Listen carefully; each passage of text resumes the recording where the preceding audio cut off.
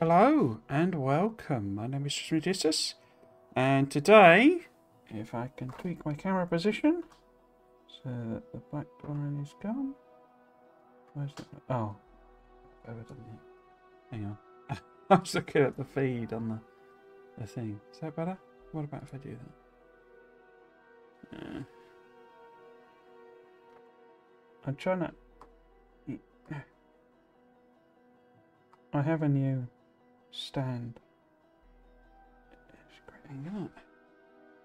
There we go. No. Wait. Yeah, there we go.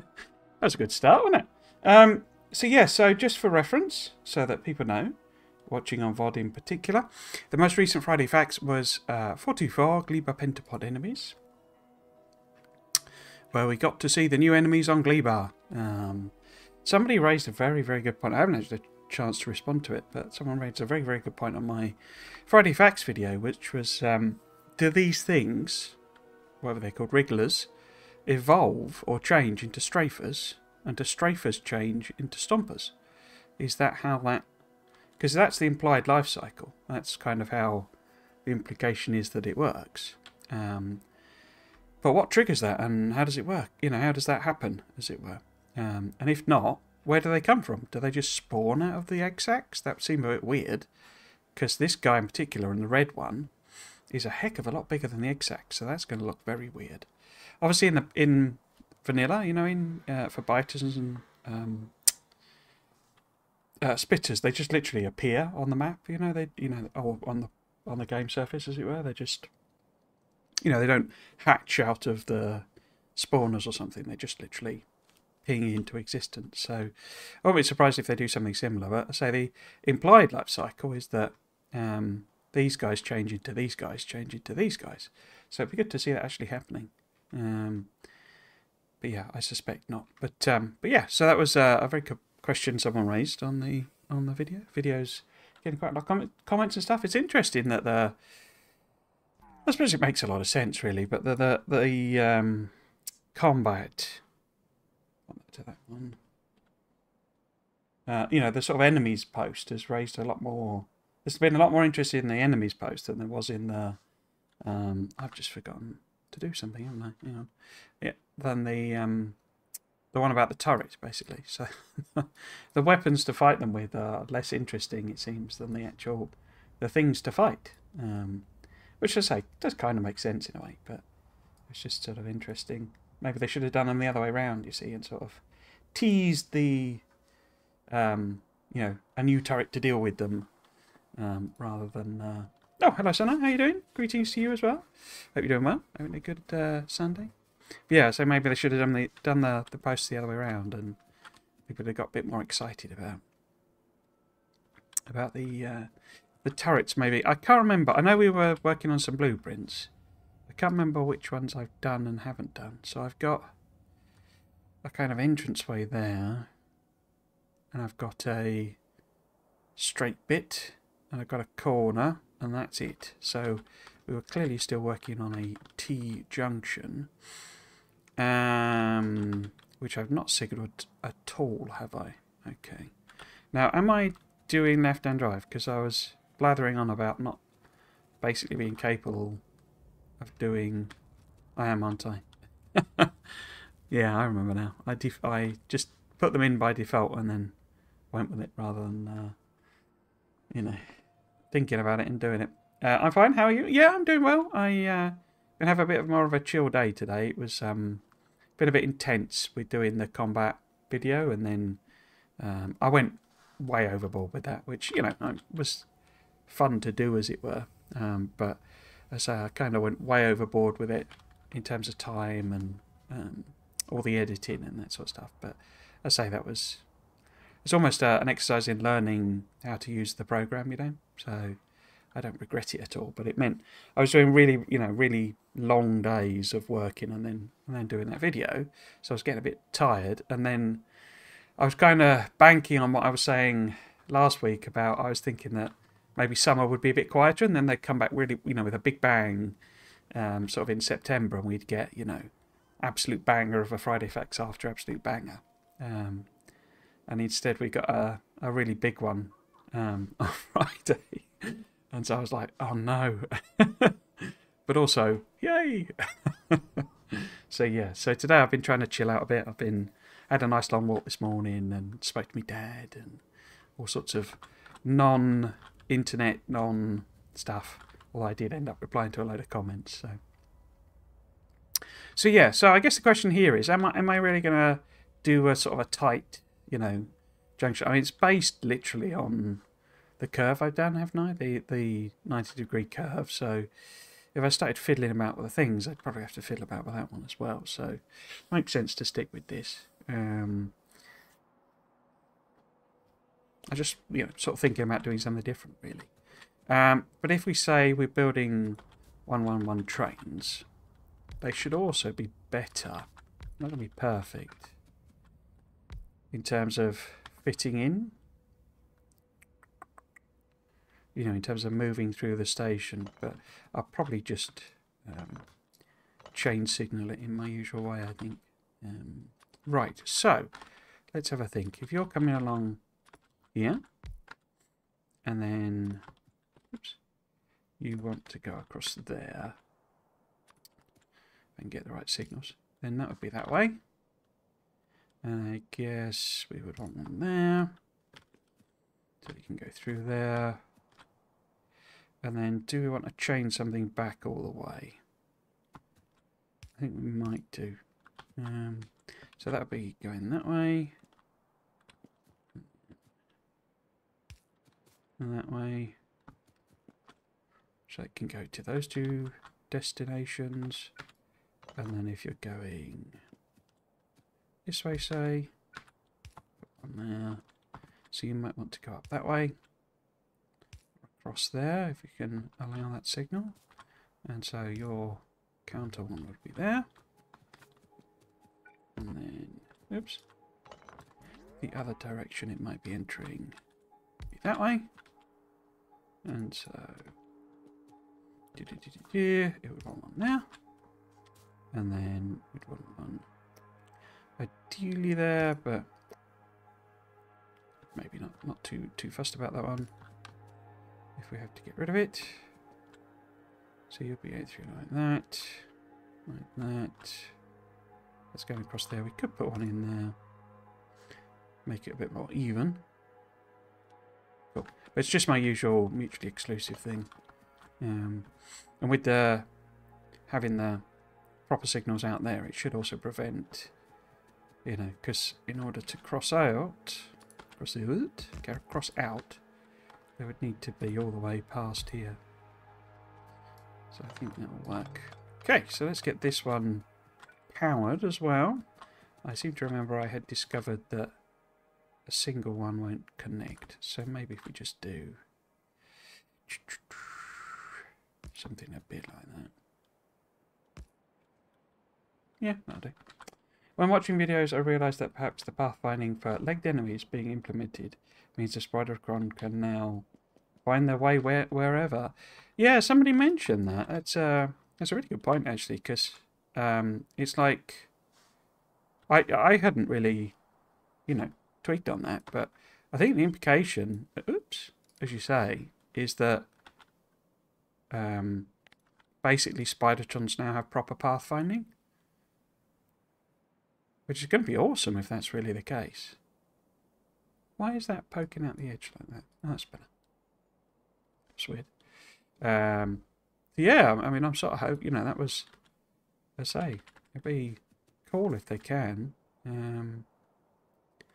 So the power things aren't quite right, aren't they? So if I do just that. So where would they need to be? They need to be. Which is the problem one? If that's going to that bit.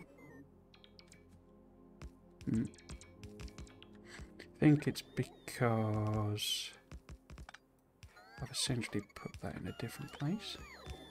Yeah, and then I've lined that up with it. So it should be there. Yeah, so, when you've got a Spider-Tron here and you want it to go here, and you do your whole click on that, and it just stands at the edge of the water and, you know, leans over. Yeah, hopefully that means that's going to stop doing that, and, you know, it will pathfind its way around. It feels like it would be a... Yeah, I mean, I guess that was more complicated than you would think, because you would kind of think, because obviously that's what the biters do. You know, the biters, when they're... I had artillery and I lobbed a load of shells over here, and my artillery was here, and they chugged away, you know, right across the map and encountered about a body of water. Then there was an entire Friday effect, so I remember it, about working out a pathfinding route round. So you would sort of think they could just take that and kind of stick it, you know, stick it on a Spidertron effectively, but I guess it's more complicated than that. Must be how they've implemented it, you know. So if that's that, okay. So the things that work because of the, I was just trying to see, because I could, you know, avoid doing a crossroads by just reusing a T-junction. And although that didn't work because the signals, that's a relatively minor fix. So I think I'm happy with that. It would be useful if this works as well. This is one of the things I did messing around. So actually, none of them work. When I was doing my proper blueprint series, so none of these are in like the right place really. But I think that's fine. We'll just leave that. Okay, we're not going to be playing this base for 1,000,000 hours or anything. So we then got that. I guess we want the what would you call them? The offshoots, as it were. You know, I want to branch off type of thing. Oh wow, I forgot how slow the bots are. So yeah, so that's going to be a lovely improvement if we get a bit of pathfinding for Spidertron. And it would also make sense as a thing they'd want to do anyway, because if we're saying that, you know, Spidertron becomes your main way of combating, you know, biters and stuff when you're away, and one of your main ways of building things as remote from your main base, then, you know, it getting stuck on a bit of water or what have you, it's just you know, a bad idea. So giving it pathfinding kind of makes sense, even if it's horribly, you know, the path it takes is just stupid sort of thing.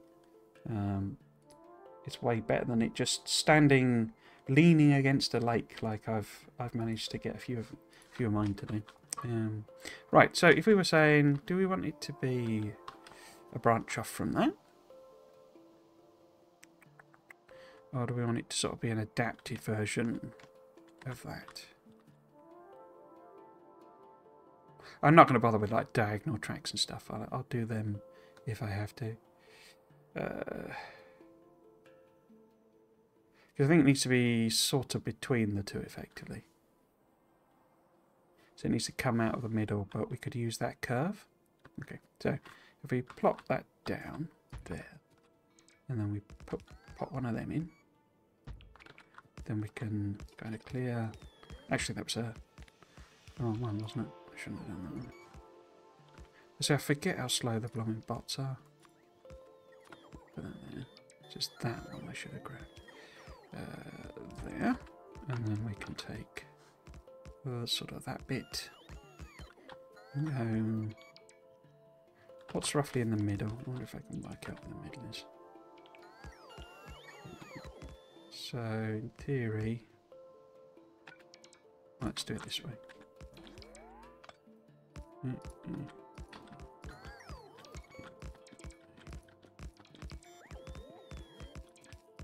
So that would be, that lines up with that one.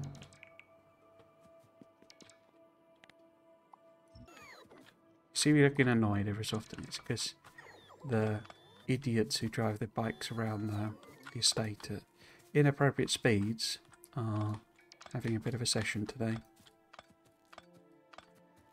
We treat it like a racetrack, basically.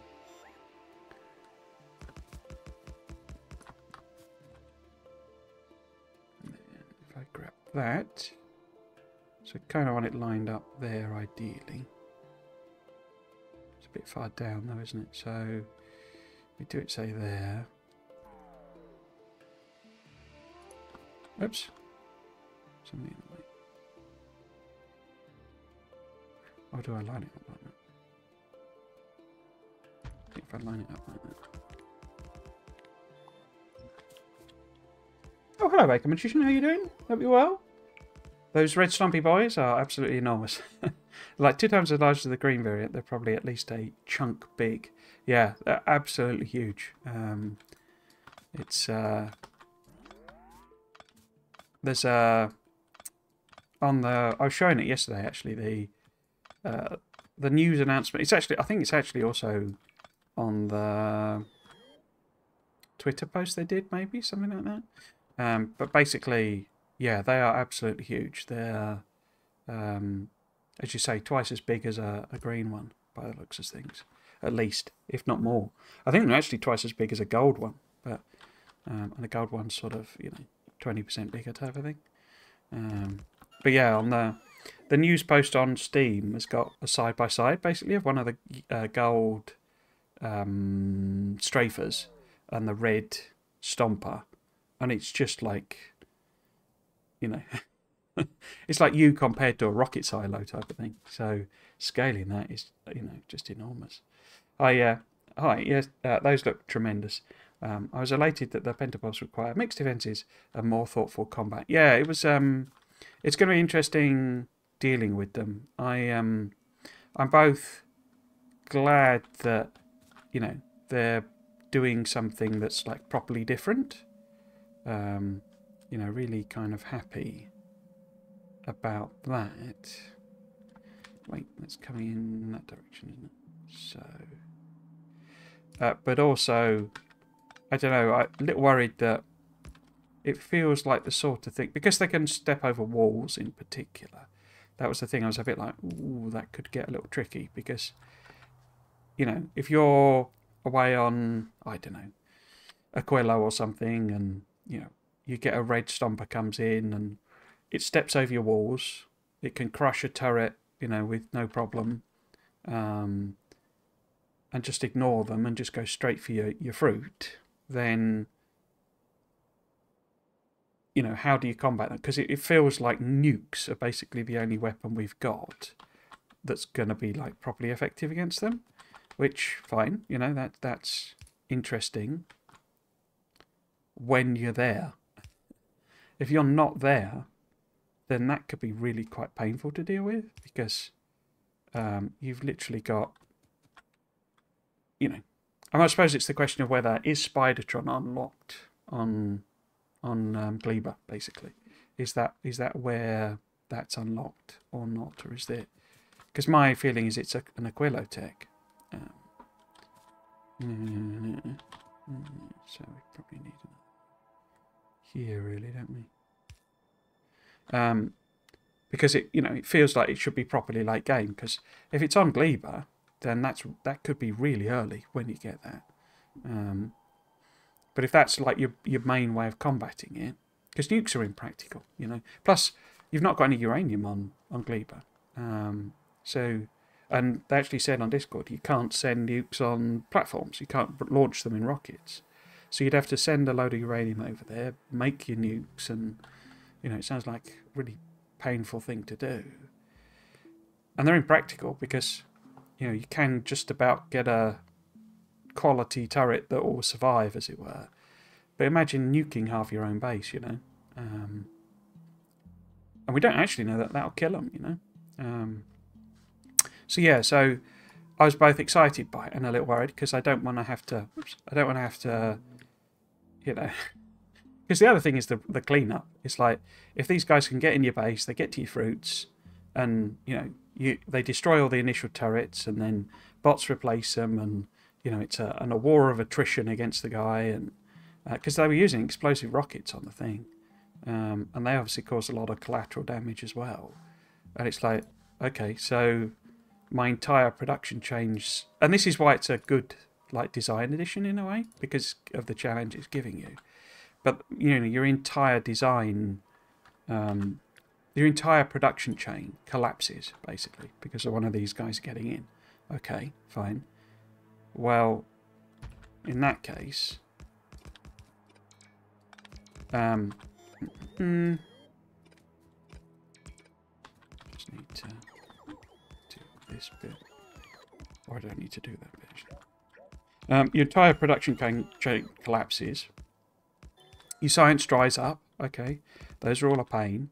But also then, all the eggs you've got, you know, in storage, all your spoilage goes off, you know. So all the eggs hatch. And so it just becomes a massive cleanup job. And that's okay. But I really hope the remote, you know, the remote stuff is like bulletproof, basically. Because I don't want to have to, if I'm busy on Aquilo, I don't want to have to hop on a space platform just to go and tidy up Gleba because some red monster has come and, you know, eaten all my base, basically. That just sounds annoying. Why doesn't that look like it's in the right place? But yeah, so, I say, really looking forward to it, but also just a little bit nervous about, you know, how I've implemented it, really. So I guess that won't be there. Oops. Yeah. Did I put them on? No, we've not got that bit. So which way would that go? That would go that way and that way. Would it? Just to give me some tools to make railway building a bit easier, basically. I'm not going for fancy blueprints or anything like that. That again feels like it's in the wrong place. I think it's, I've misaligned that, haven't I? That's not in the right place. The straight bit should be there. Yeah. Nuts. No wonder it doesn't line up. One, well, it's not a tile, is it? One rail piece out. There we go. Explain why these aren't properly matched. I don't know why I'm building it so far away. That's being an idiot.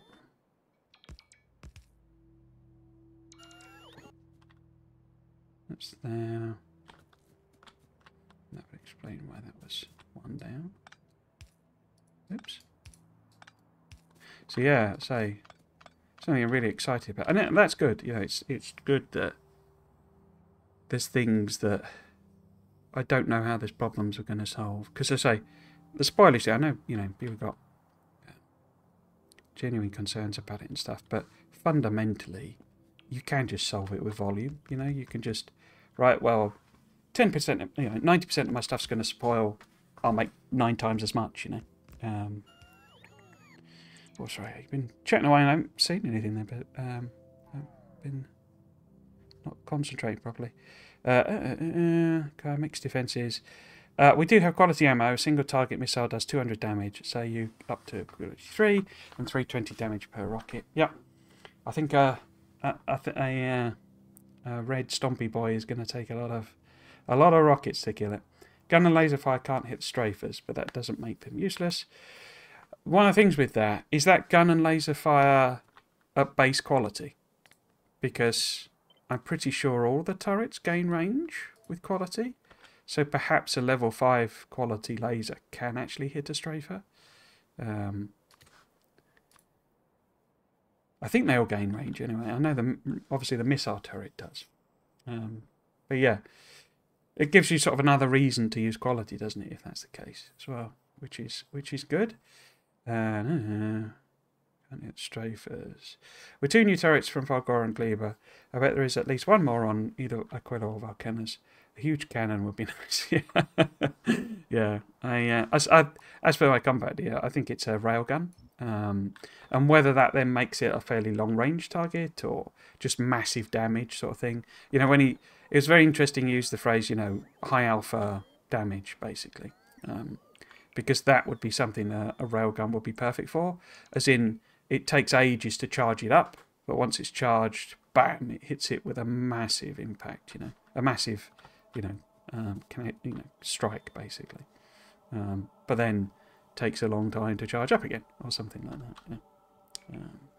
I think players will be in for a rude awakening with even the green stompers, and they'll prep a bit more defense. Yeah, it was interesting. I think they wanted to show it off, obviously, as you actually beating the stomper, but that the player fighting the stomper had missiles, a flamer, a gun, like a submachine gun, which we have to assume at least had piercing ammo, but I wouldn't be surprised if it had uranium ammo. They also obviously had two personal aid defences on at least, probably several shields. It was Mark II power armour, so they were tooled up, you know. That would be quite a lot of effort, of stuff to have put into a build, basically. Into a, it's a lot of research to have done.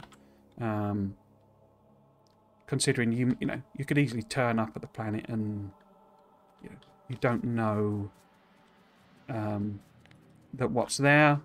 All these people who didn't read it for spoilers, they could turn up at the thing and just sort of realise that if they haven't got some really good stuff, then they're going to be in a lot of trouble.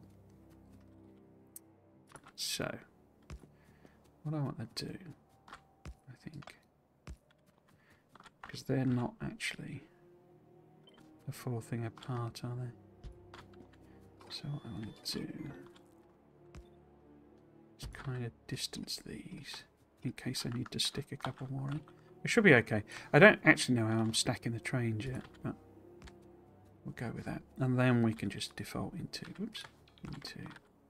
because you see they're not a full stretch apart, and that's actually not aligned. Okay, that's interesting. How about weak effects? Yeah, let's just leave it there. Yeah. Right, so let's build this here.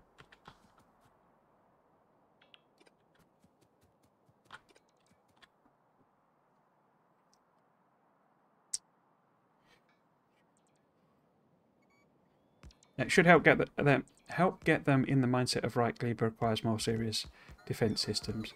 Also, the Tesla turret makes so much more sense now. Seemingly has the range to hit strafers, but stun makes much more sense on high hit point targets, such as a stomper. Yeah, and it's like the perfect weapon to take out hordes. When they showed it zapping, because obviously the biters hoard up, when they're doing a response attack or I guess coming at you personally, but they don't tend to. It's not a sudden explosion of fast-moving enemies. They're, they come along when they're doing their response to being shelled. It's a big thing that just drifts along, and then suddenly, as they get close, they step up to gear. But things like when the stomper dies or what have you, and it spawns just a load of really angry wrigglers. That's a different thing to deal with, and its ability to chain attacks, because that's the other thing with it is obviously if it's chaining attacks, it can hit both a strafer and a bunch of wrigglers and a stomper all at the same time, and they were very careful to say it does the same damage to all of them, so it's not like it gets weaker.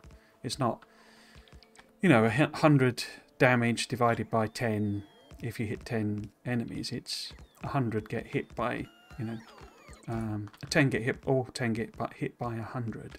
Get my teeth in gear. Run out of juice, which isn't surprising. Since we've got these bots, I should be doing the rail lane myself, really. But whatever. Sit here. What I'm thinking of doing, basically, is coming up here and kind of starting a little copper smelting thing, just as our first little build. As I say, I think I'm going to take over the rail building. Just not enough juice.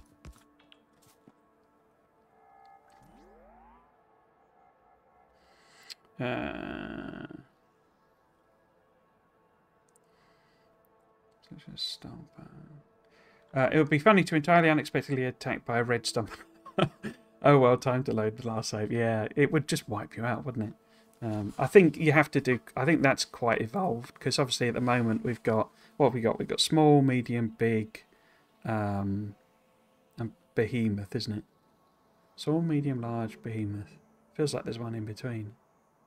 No, there's 4, aren't there? So you've got 4 steps in biters. And I guess effectively small is gone. So there's like, you know, you're turning up and there's effectively a medium biter equivalent. So you're going medium, large and behemoth effectively.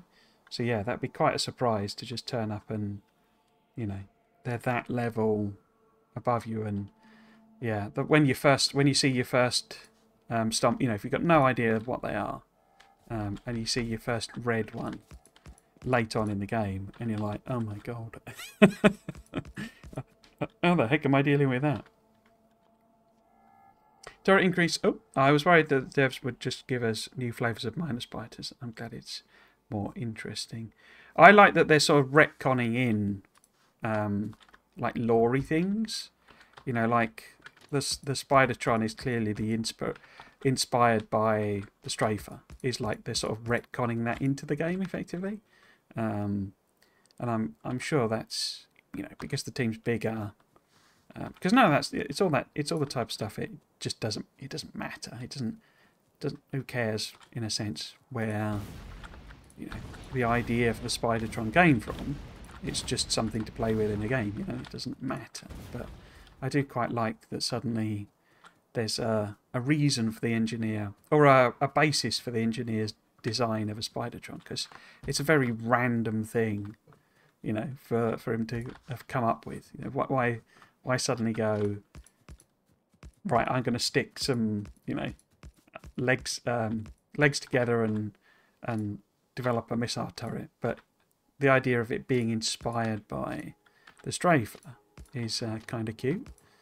You know, as a sort of version of that's kind of cute and useful for the player. But it's also a sort of a nice, makes it hang together a bit more. It's not just a load of random stuff, you know, because it's a game sort of thing. And I quite like that.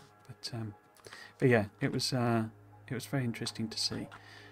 So do I actually want to do? I guess I do, because the question, I think what I'm going to do is I'm going to do some local smelting with this, and we'll set something up so that effectively this could be replaced by trains later on. But it is a big patch, you know, it's 5 million, 2.3 million there.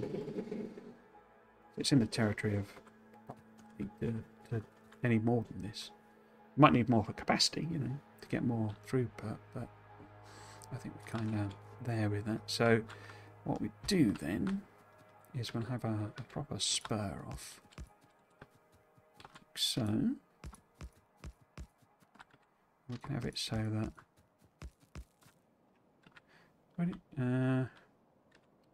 yeah, it just continues on effectively.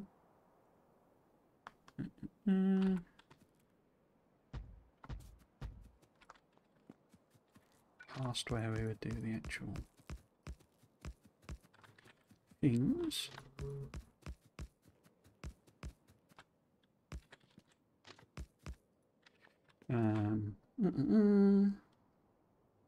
Turret range increases 10%, so it wouldn't be too ridiculous. As anything related to quality, higher base stats scale harder. It'd be cool with some ragdoll physics on a red stomper and a huge cannon railgun, like boom, and it just flies out. That's fair. That's a great idea.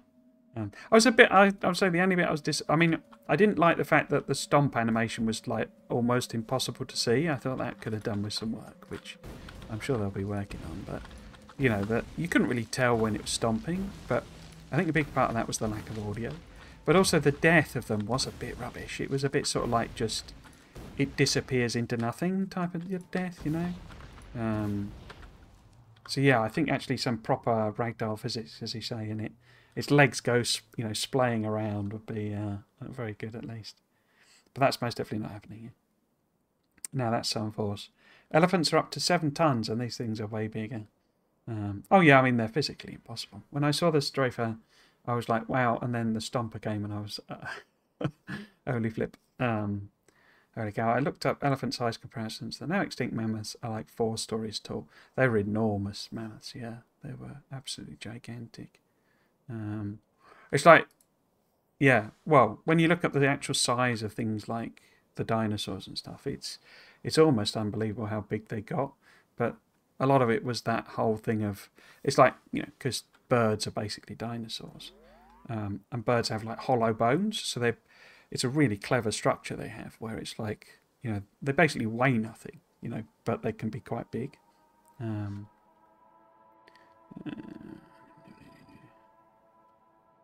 Yeah, and it's us that's like, as in mammals, basically, that it's a worse design, basically, because I think I used all the stuff up, didn't I? I haven't got any cliff explosive left. That's a bit annoying. The question here really is, do I do a local defence? Because obviously I'm going to grab this oil as well. Maybe process it type of thing. But do I go and sort of do walls? Make a lot of sense, wouldn't it? It's only quite shallow. It's just I'm thinking that maybe there's probably iron there, because we could really do with some, a proper iron patch to do via train. Or do I just defend it locally is the point. I think we probably just need to go in and put some defences in. Maybe if I just go and wipe them out and then leave it at that. It's quite a big concentration though, is the problem. But yeah, so mammals are like a terrible design for getting really big. Like mammoths are about as big as you can get, and their legs were like, they're like tree trunks basically to support the weight. My friend noticed that the pentapods being passive unless they're attacked adds credence to the volcanous enemy spawning from lava. Maybe they hunker around tungsten exclusively and will attack anything around it. Yeah, could do.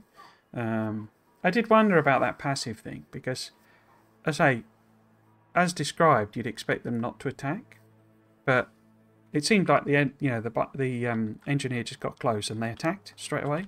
So I don't know. I don't quite know what passive means for them. It'd be cool if there were some random items, maybe just a decoration, on Gleba that looks like something from Falgora. I really like the tiny lore on Falgora. Yeah, that's what I'd love to see. Because if you've got the idea that there's this race, that had their own planet and, polluted it all up and all that sort of stuff, wouldn't they have gone to the other planets in the system? They are presumably a spacefaring race, and maybe Falgora's abandoned because they've left, basically. They were there millions of years ago and, left the system. Wouldn't they have left bits and pieces on the other planets? Shouldn't Nauvis have some ruins on it?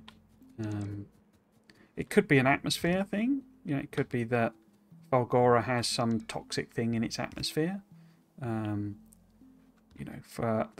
the opposite way round, that whatever the atmosphere is on Falgora, that Nauvis and what have you are toxic to them. But then they're a spacefaring race. They could have had breathing suits and stuff, So it would be cool if there's little bits of, stuff you can find. And I certainly think that's something someone can do with a mod. I think if you're going to have a sort of version 2 of the whole campaign mod, then bringing the alien stuff to other planets makes a lot of sense. My friend and I were talking about that. In Minecraft, you get rare structure generation such as jungle temples. Oh, right. Having that in Space Age would be neat and give a real reason to explore the map that isn't just more resources. Yeah. I was also thinking Factorio was no real flex factor. Imagine if there was a hyper rare resource of gold, platinum, which could only be found in randomly generated alien crash sites, or perhaps from scrap in super low quantities. That was my idea for the asteroid field. So that's why I thought there might be an asteroid field, that it would have some super rare, like platinum or something like that, that is really difficult to find, and you've got to just go around hoovering up asteroids until you've got enough platinum, and then or whatever it be, nickel or something, and then you use that to build something that is a vital thing for your end game. That'll be awesome. Some fully fleshed out lore is not needed, I think. Just small mysterious hints are pretty impactful.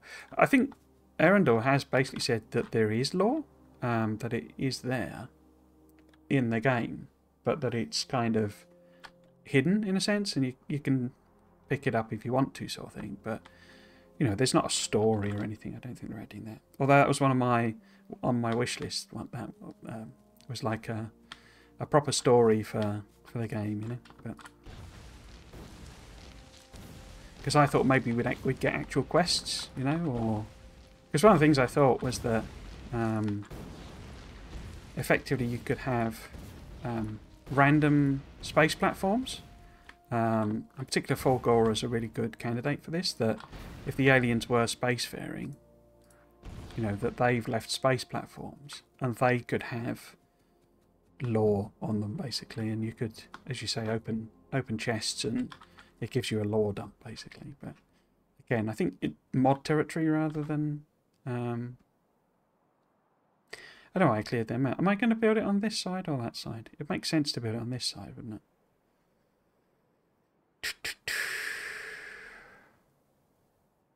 In which case I've blown up the wrong trees, basically, is the point. Let's go and blow these ones up. In fact, can I do another damage? I don't think I can, because I've not got enough military. Yeah, strong explosives needs a lot more military. That's annoying.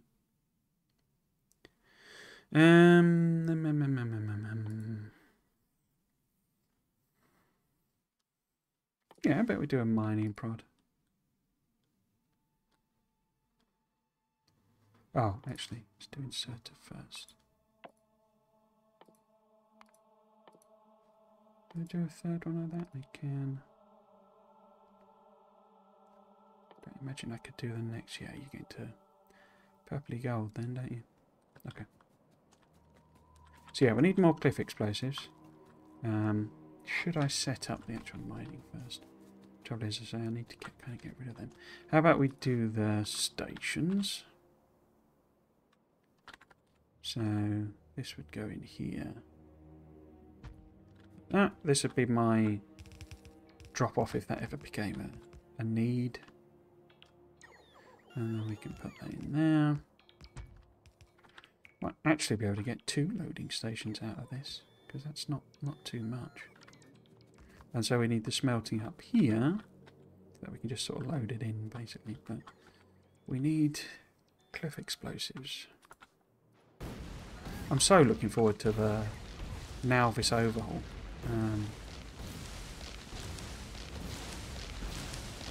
Some of those maps that Erendor showed look really cool. Little valleys and paths through the trees and all that sort of stuff. Got to turn that back up.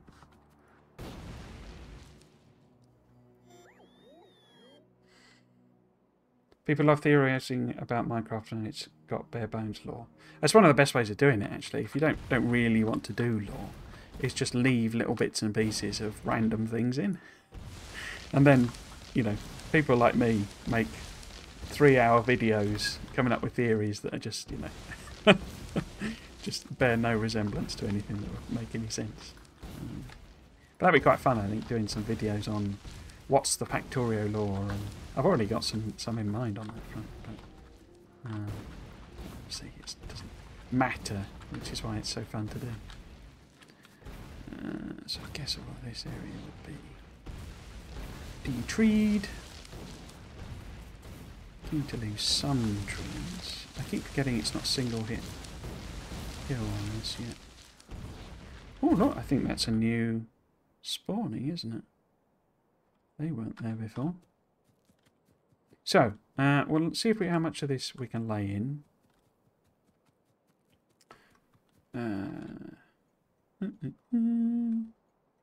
Unrelated, but I made a chunk-aligned rail design. I would heavily recommend. It's so silly easy to drop down and just feels so clean and always. Yeah, I mean, I'm not. This isn't meant to be. I mean, these aren't really my rail blueprints. I'm just, you know, doing something, kind of trying to do this like completely clean in a sense. And I've not any intention of like scaling this up. This is just, oops, just going to be enough to, you know, launch the rocket in a sense, and we'll call that done then.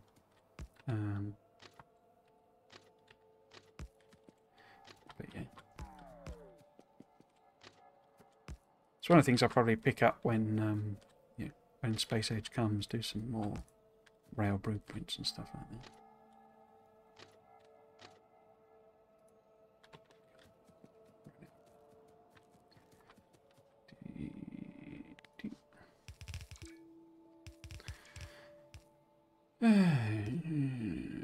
I used to try the trunk style building, but I've started to appreciate the beauty in chaotic spaghetti, so I'm still not sure what I'll go for, at least the first save. Crazy spaghetti could make the difference a lot easier. Defense a lot easier with less area to cover, as long as I don't go crazy. I mean, I sort of love spaghetti designs. Yeah, it's what I've been doing with on the space exploration one. Is a lot more spaghetti. It's difficult to do when you kind of a lot more experience, but the key thing is just to not think in terms of, I find, isn't, you know, not think in terms of you know, fresh builds each time, and literally just saying, right, well, I've already built some gears, how can I get those gears over there? And then you have to do like spaghetti stuff. Railwing trunk line made me happy. I think anything else would be too inorganic. My OCD has decreased, but earlier anything but chunker line would ick me. The space ground would be perfect for some Easter eggs. Yeah, space background. Yeah. I was thinking that you could get the old Enterprise and stuff, kind of flying past and things like that, couldn't you? It'd be quite fun.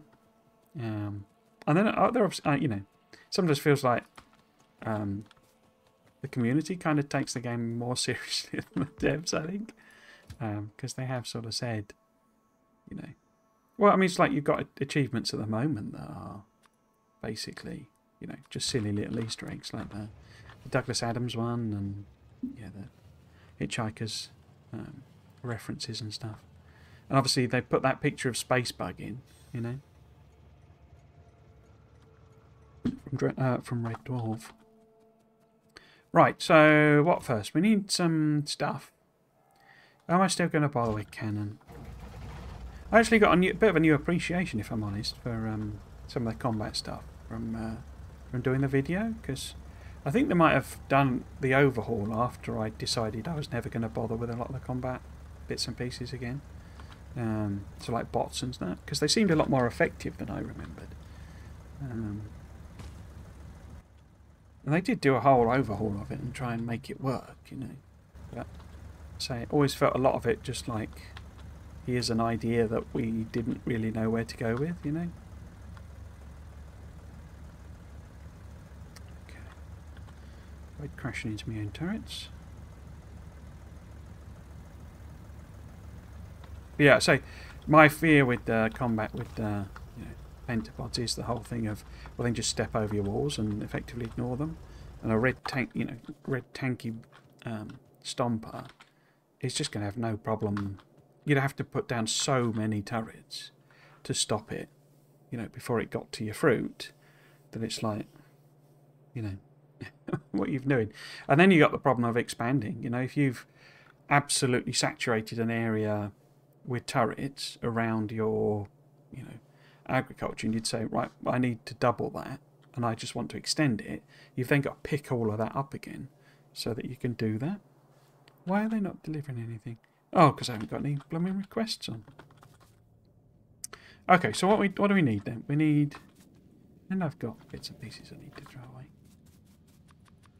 Get rid of them. So, we need these.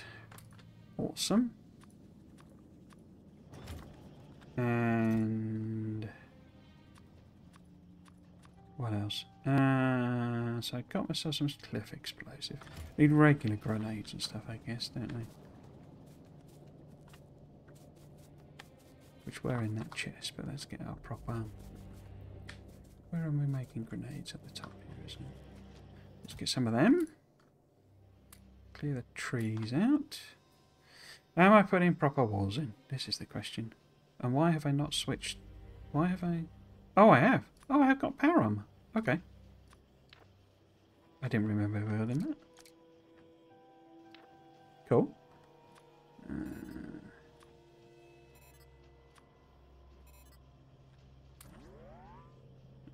Shield, I guess.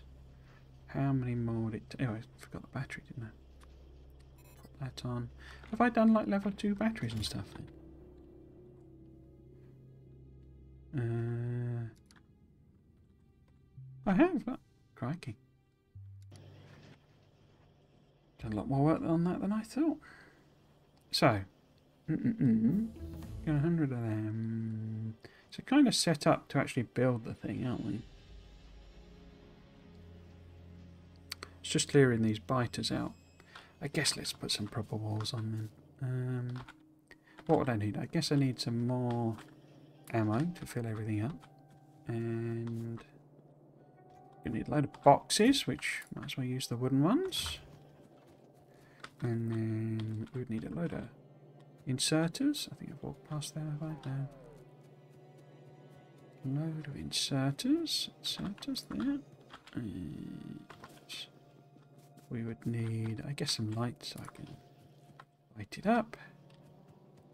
More turrets. And got radars, haven't I? Yeah. Bunch of power poles. How many of those have I got? Let's grab them. I guess I should top up on rail because I'm building rail generally.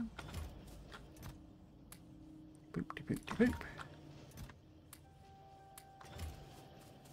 And should we take a couple more trains? I guess we should just have 5. 5 because it's oh, I already got 5. Okay. And then don't need any of those yet. I guess we could take. I can't remember how many were there. There were like a dozen or so, weren't there? 1, 2, 3, 4, 6, 7, 8, 10. Okay.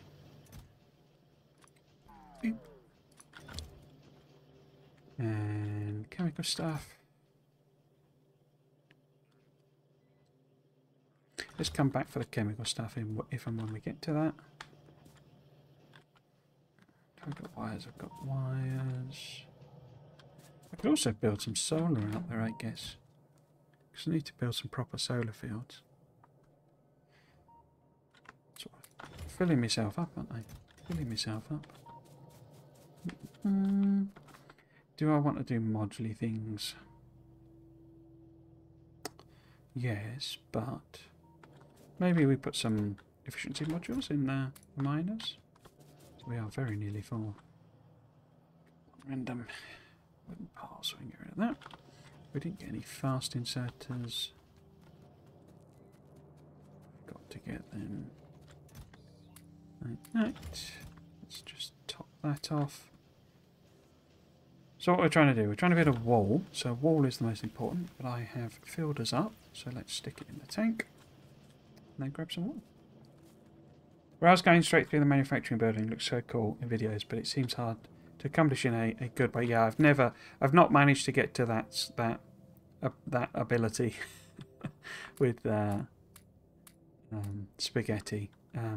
Also, to be totally frank, it seems too dangerous to actually try and do, because that's just a recipe for getting splatted, isn't it, by a rail? That really. You know, there's no way I'm building rail through my base and not having to, you know, respawn half a dozen times from getting run over. It's got plenty of turrets. Didn't grab accumulators, so let's get some of them as well. But we want to put the solar in there. Got the accumulators here somewhere. Yeah, there. That. Couple of stacks of them then. Now we need walls. Where am I building the walls? Wasn't it up here somewhere? No? Oh, I could also, I guess. Oh, look, the iron's all completely run out over here now.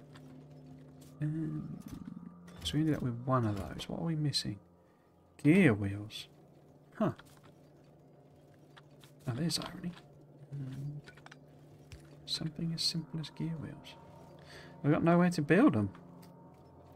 Because I can't fit anything in. how about... because I could grab that. If I do it with a long-handed... Oops. Do I need that? Probably not. And then get rid of that. Then we could do a cheeky gear wheels.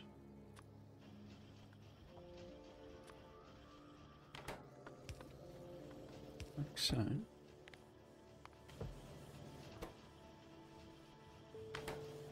And then what you're missing? You're then missing red circuits, which I've not picked any up of.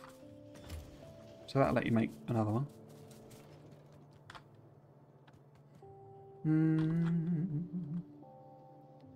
I don't know I could get more... I didn't know I could get more hyped about Space Age, but apparently there's no limit to this disease. I haven't looked at Reddit in a long time, but it seems people are extra active and hyped about the latest phrase facts. My friend was like, I bet there will be so many companies with STEM people who just lose half their workforce for a few weeks. Yeah, that's yeah, pretty much guaranteed, isn't it? I think there'll be a spike in the, shall we say, the nerd holiday in early October. Oh, sorry, late October, I think. Be interested to know when it sort of normalises again as well. With where are these walls? What have I done with the walls?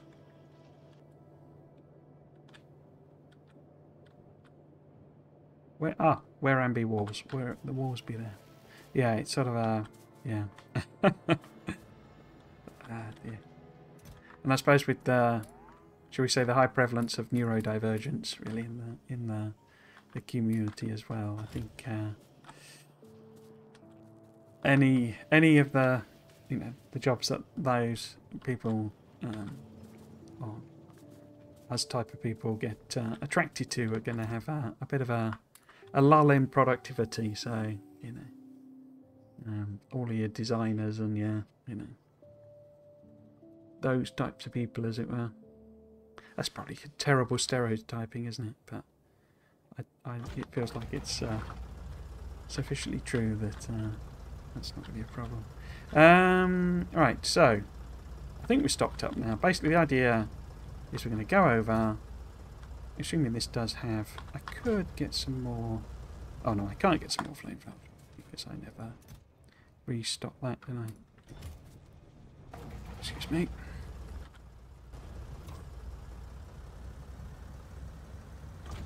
Cool. So we'll go over, we'll try and... Oh, train's coming for me.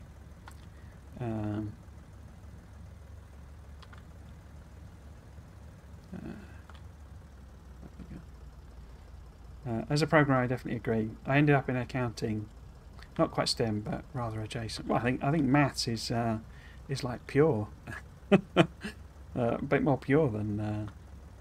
Well, STEM is maths as well, isn't it? Science, technology, engineering, and maths. Close enough. Can't believe we all got this inexplicable sickness planned right there on the same time in October. Yeah. Nerd disease. Cough, cough. No, it's just true. My friends are all autistic, and most of us are all end up in STEM stuff. It's kind of a good alignment, I think, isn't it? It's not. Lots of them are artists as well. Not as rigorous, but it's something you can fixate on, like whoops, like crazy. Yeah, it's those. I don't know. I can't remember. I did look it up, but it's the particular. Yeah, like the. What would you call them? Like, it's not dopamine and stuff, is it? But it's like the... Oh, I forgot to log out. In fact, I forgot to get me poison captures, is it? And I've just lost some robots. That's not very good.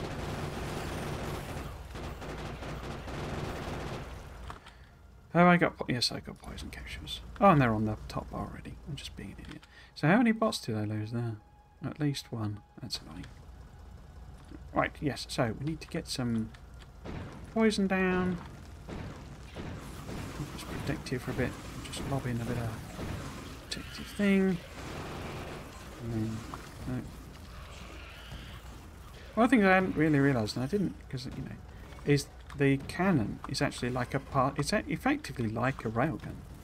It like passes through targets. It's obviously very difficult to line things up and actually take advantage of that.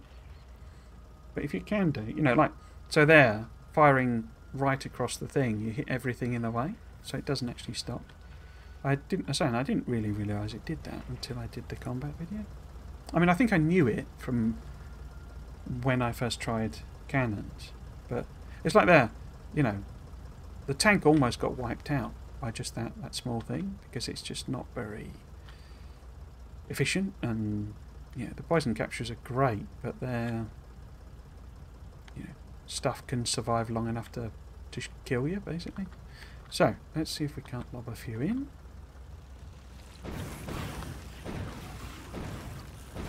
Because there's not so many worms here. Let's have something from protected garage. And it's like, and it's, I say, the other problem, it's just so effective to drive over them. You know,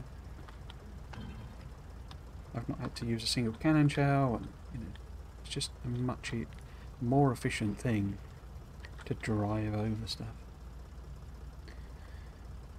Well, the track record of will be exceeding my hopes. I think my hopes for a space exclusive resource, or at least are looking quite realistic, or at least endgame space mechanic are looking quite realistic. Oh, there's got to be something there, hasn't there? I mean, it just feels like a waste if literally the only point of them is to drive, you know, drive space trains around. It just feels like it's a missed opportunity, really. See if we can clear out these worms. I'm quite impressed by the old poison, I must say. I've never really bothered with it, because it's actually quite cheap as well. You see, it wipes out the worms and kills that guy. Now I can just really drive around. Oops, crashed into something, obviously. Need to get out so I can. I'm not sure I'm powerful enough to properly take on mediums. Will you stop trying to chew on my tank? There are 5 new science packs and only 4 planets. Very good point. They've only said there's only 4 new. They have said there's only 4 new planets, but they never mentioned if there's anything else you can explore. There was, I mean, one of the things that I'm not sure about. They showed one, like early on. There was a thing where, you know, they were showing like the GUI basically for like space platforms, and there was like an extra thing on there that didn't look like a planet, and I think they had Compilatron as the symbol. And my interpretation at the time was that was they're all dead. Was that was an asteroid field basically, but they have kind of said / hinted / confirmed that there was another planet. You know, there was a 6th planet basically, but they did away with it and moved some of the mechanics to Gleba in particular, I think. So I'm wondering if it was that. You know, that was a very early screenshot. But you know, to me, it just feels like a no-brainer. Plus, you know, we know. Let's be frank here. I tried to bring up the map then for SpaceX, but we know that a lot of stuff that Erendel has put into SpaceX is going into Space Age. You know, the Tesla gun is a SpaceX thing. You know, the big mining drill is literally the exact drill that, you know, he's got in SpaceX. I think it works a bit different, but the design of it is identical, you know. Which, that's not meant as a complaint. I'm not saying that like that's a bad thing. But in SpaceX, mining the asteroid field is a thing you do. So it's not, you know, it wouldn't seem unreasonable that basically you would put the same thing in. So let's just put in some power poles. Nope, that's poorly aligned, isn't it? And then we will stick in a few turrets around them. I'm not going to go mad with this. We'll just do a few, just to keep us protected on this flank. And And then I kind of don't have to bother with protecting the actual outpost. And we'll put that on. One there. One there. Oops. You there. You there. Right on there.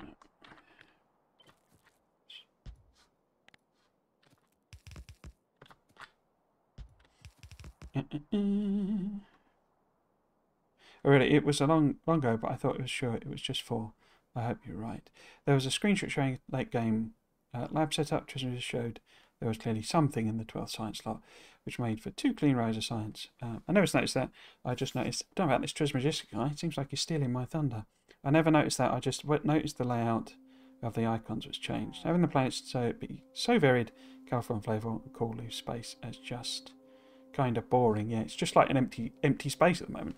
And it's like a passive threat from asteroids is fine, but there's got to be something there to make it hard, isn't there? As you said, Triz, it's such a waste if they do not do something more with space other than transport and science production. Just transit zone with a bunch of rocks floating around. Same thought, same time. I'm really curious what Aquila's mechanics will be. It will be stated a few times that most of the new planets will have new military targets, which implies at least one of them doesn't. I'm sold on the idea that Falgora has automated defences, so that leaves Aquila as enemyless. Yeah, I wouldn't be surprised if that is enemyless, and that the challenge is a lot more to do with the, the planet itself. And we've chatted before about could it be cold, and I think if it was that, and that was the mechanic, as I couldn't really see how it would be, different to the heat mechanic that they've got at the moment. But it could be that it's simply so cold that the engineer can't survive. They've kind of demonstrated that they're willing to pinch mechanics from survival games. So the fact that the engineer literally can't survive on the planet at all. Because one of the things we haven't seen, is on Vulcanus, when they showed us Vulcanus, the engineer was driving around in a tank. Yeah? And Polgora, they showed us the engineer walking around. Gleba, we haven't seen the engineer. Oh, yes, we have now, obviously, in the combat video. But certainly Vulcanus, we've never seen the engineer walk on the surface. And obviously, if that's meant to be the super hot planet, could it be that perhaps they're really on the wrong side, aren't they? So you're going to stick out and get deaded. Could it be that you can't actually walk around on Vulcanus? Is that going to be one of the problems with it? Or that you need some special super suit, to walk around? And that the whole point of those 2 extreme planets is that heat is a problem. One, because it's too cold, and you need a thermal suit, of some description to survive. And the other, because it's too hot and you can't shed the heat. Because there are all these things, I don't know if you remember, and it could have just been, because one of the things we know now, obviously, is that Arundel has exceeded the expectations with putting in mechanics, and there was that funny thing about, oh, why are they not powered? Oh, because this is not connected to anything, is it? Nuts. That he put in mechanics and they chopped half of them out, and then they chopped another half of them out.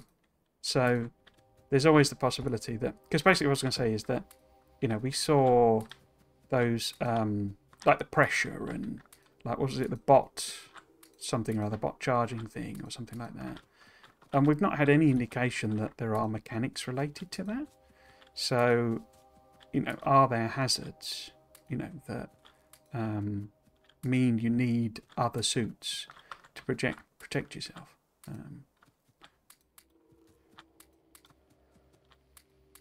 And yeah, I could see the threat on Aquila not being a military target. It's just that it's so cold.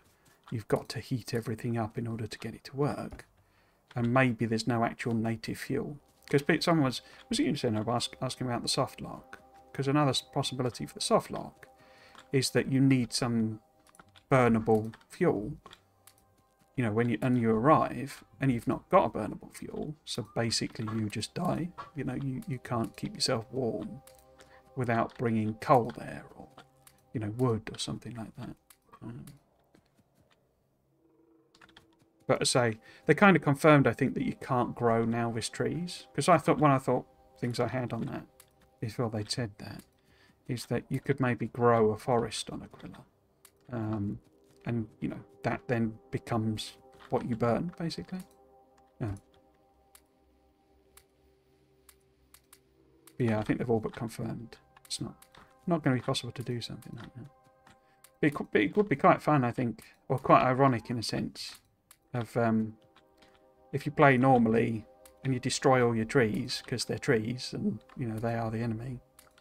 And you get to Aquila and you need, you know, loads and loads of wood to burn, basically, and you've got rid of it all. Cool. So we'll put some in. We need to collect up some solar. Really, quicker than I thought. And we'll stick a wall around. Where are we going to put this one? Yeah. I think I'd quite like it to be, as I say, turrets on a sort of an automated defence on Aquila. I think it would be quite interesting. Somebody suggested on one of my videos automatons, and I did wonder, I replied back saying, well, those white squares that we've seen that are basically now confirmed as a proper thing on the map and not an actual, not them hiding something with censorship.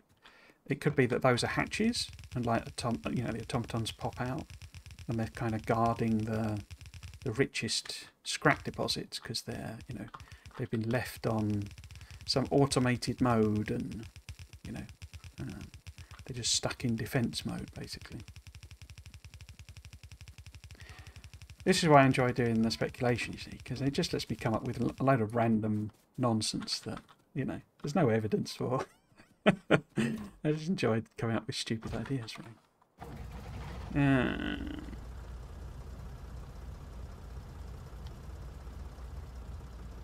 So I'd love to do some of them in a mod, but that means learning how to do Lua, which I'm sure would be fine, but I don't know, I've got a million hours worth of stuff to do. As with a lot of probably neurodivergent people, I've got, you know, billions of hobbies that I've never progressed. What's the comes thing? It would be maybe Aquila's mechanic will be wild. That enemies would be too much. Yeah. Aquila's indeed hard to speculate about. Some heating mechanic is basically the only thing I can come up with. It'd be odd for them to make plasma and coolant if it's just fusion reactors. It's like either of them are used for other things on Aquila. Yeah, I was puzzled by that. That was something that I was like, still time for beta dating sim. Aquila. Yeah, indeed. I did. Yeah. It was weird that they've introduced plasma and been very, very specific that, you know, you can't use it for. You can't put it down pipes, you know, and it's got a connector, but that connector only connects to other buildings that use plasma. That feels like a really weird thing to do. I don't know, it just seems very specifically weird. It's like, why not let it go down pipes, you know? And I get the whole thing of it's a billion degree, or whatever they said, million degree plasma. But that doesn't stop us putting, you know, all sorts of weird stuff down pipes. I mean, sulfuric acid doesn't damage iron pipes, and it would do, you know? So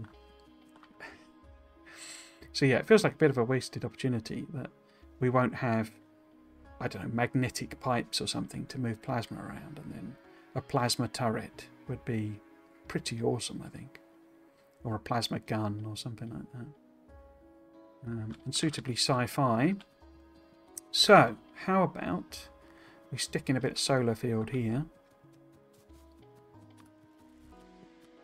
I'm quite keen, as it were, not to do things at ratio and stuff, just to build, you know.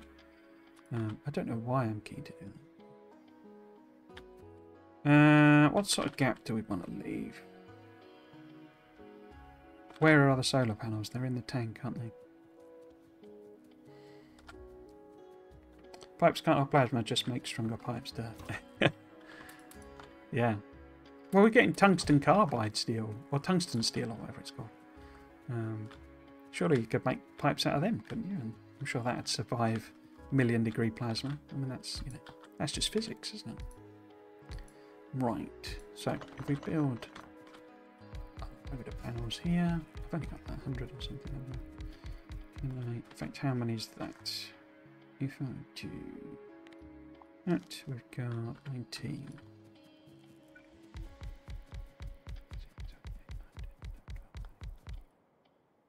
So where does that get to?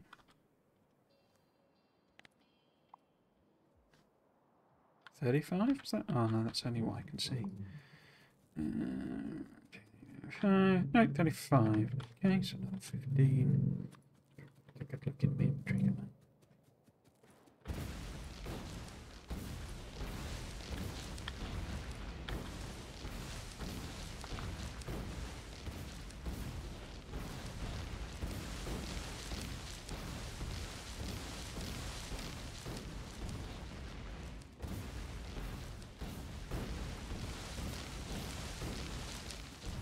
See, trees are the real enemy. This is what you got against.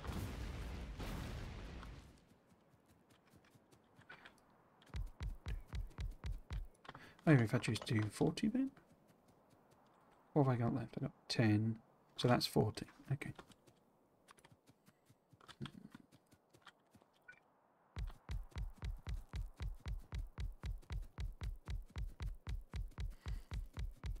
If it's the most unique gameplay claim. Yeah, indeed, yeah.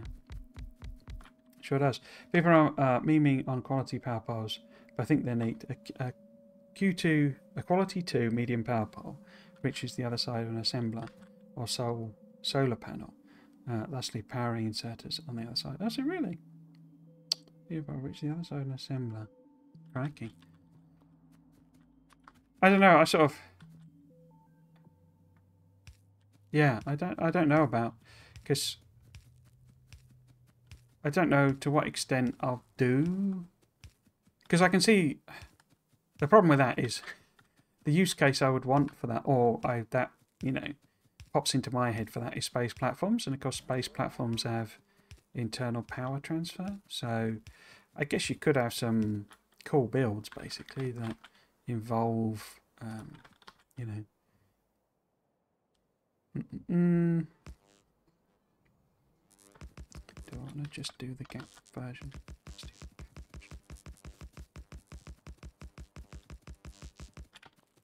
How many is that? That's 35.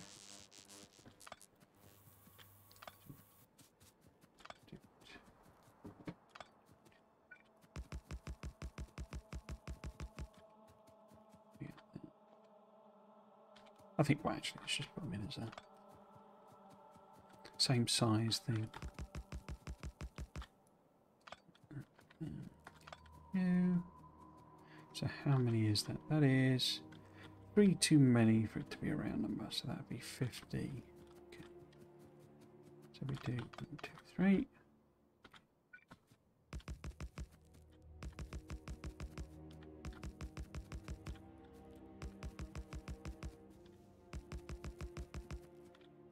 Oops.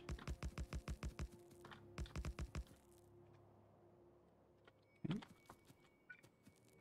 Now, it's too big for me to see on the map, isn't it? Would that cover it? White. So maybe if we get one in there somewhere. Yeah, that'll do. So, we can put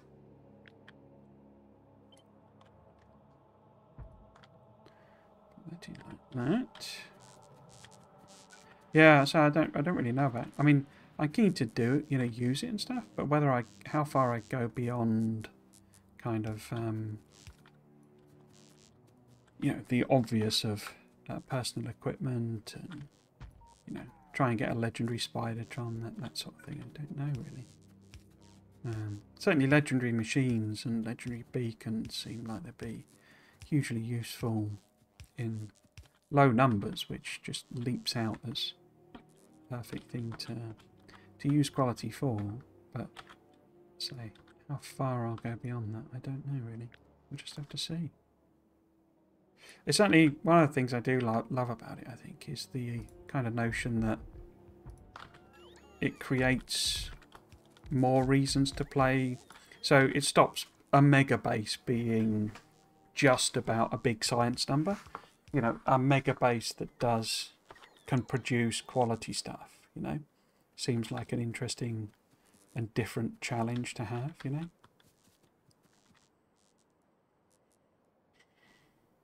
I made a little chunk aligned radar design. It's surrounded by 8 panels and 6 accumulators. It's cool to see them spaced out around the map. Helps me feel like this territory is mine and no longer biters. Yeah. Tend to do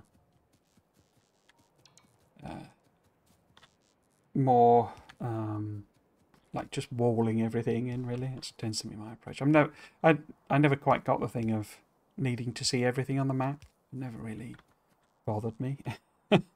For me, as long as I got some big walls up, it's like, that's fine.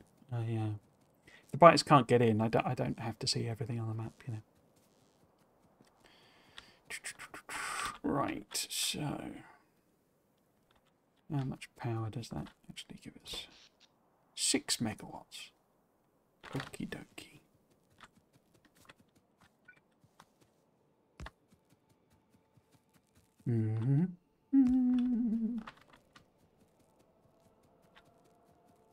Okay. In fact, should that be... yeah. Half 8.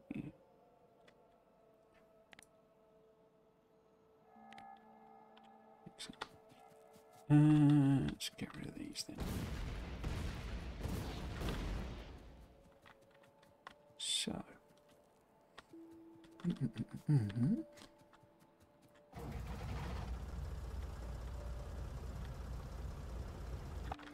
Now, if we say that the theoretical belt coming out of here, which will never probably have any resources on it, kind of comes down this way.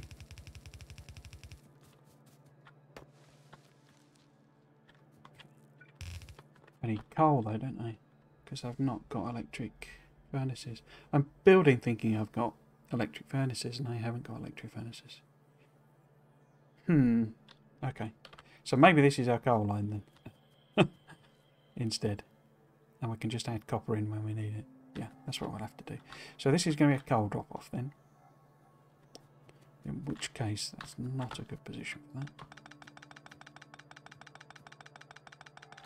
Because what we're going to do is we want to just deliver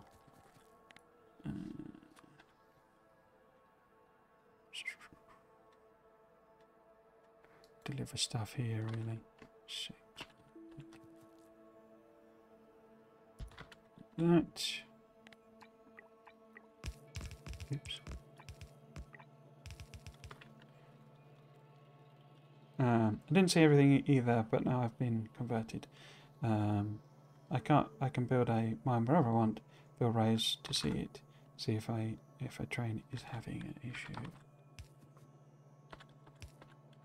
Yeah, each to their own, I guess.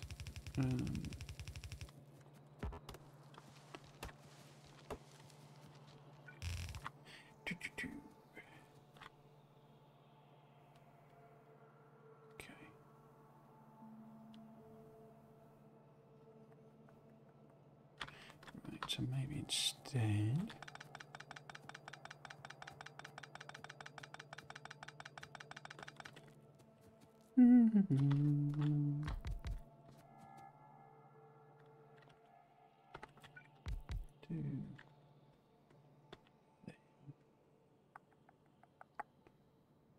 Where did they go? Oh, they're in the tank, aren't they?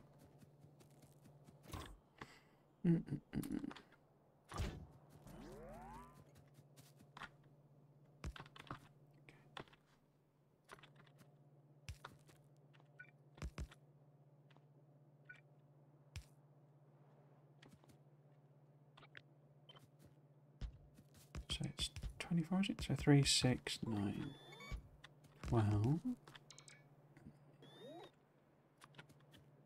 Guess we need the...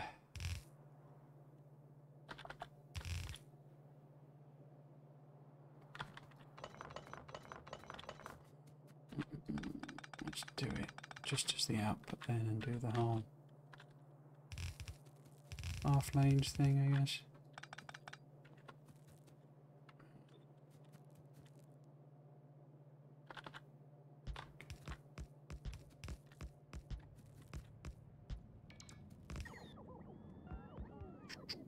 Because I ain't got demand for one at the moment, but it might be worth future-proofing it a bit, because I have got the actual things, so if we maybe put... So if I flip that over...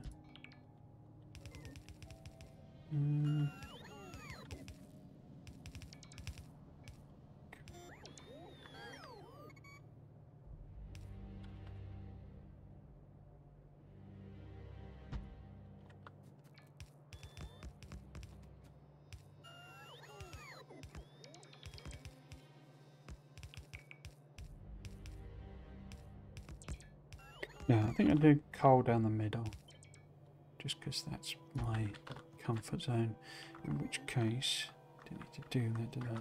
I do... oops, that, and then do that, move that one over.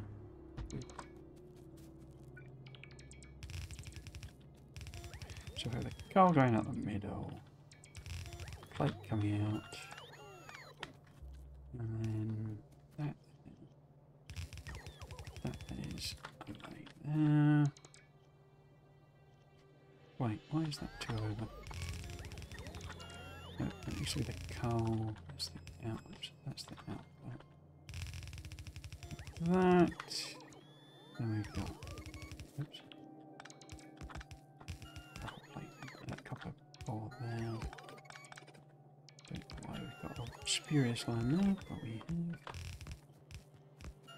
have. Okay. So that gives us, I guess, a couple of lines of copper. Which for now we will. Oops. Put that together. Is that going to be too close? It's probably going to be too close, isn't it? So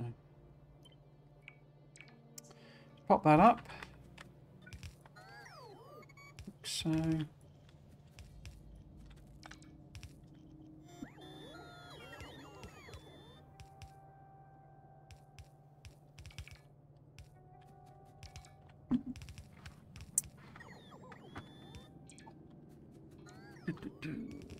Right.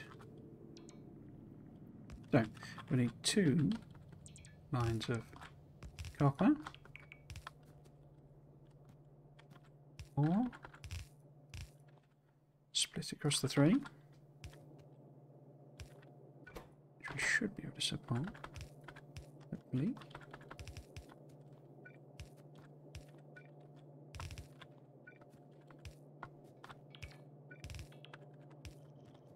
And then we need coal.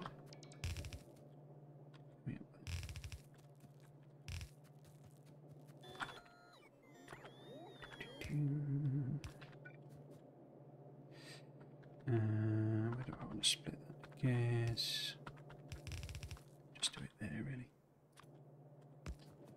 Okay.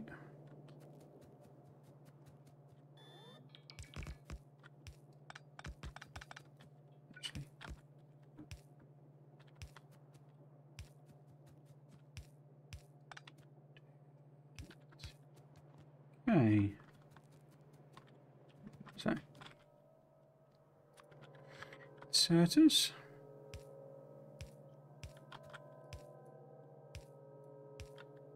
And then one.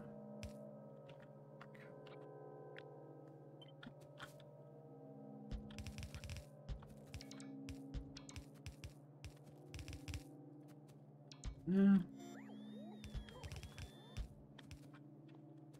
And then this side would be that way.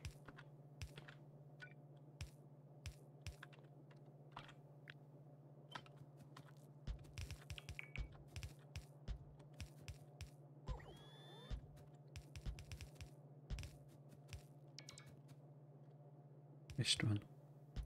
There we go. What we're short on inserters.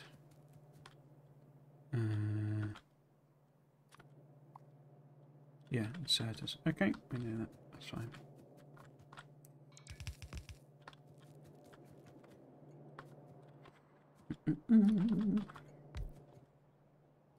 So, we need to set up a coal mine.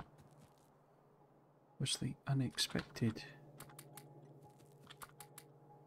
consequence? So this needs to be pick up.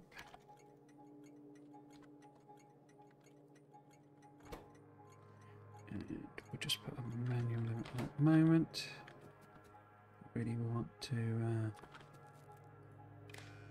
have some smarts on.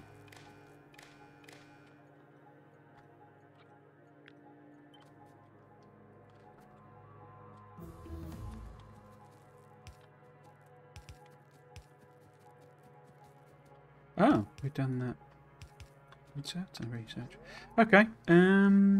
What could we chuck on now?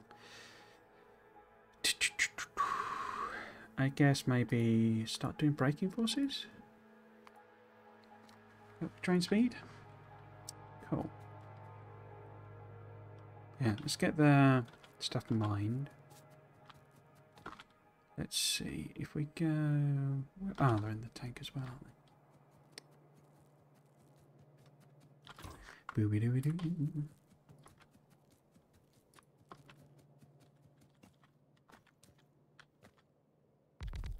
Oops.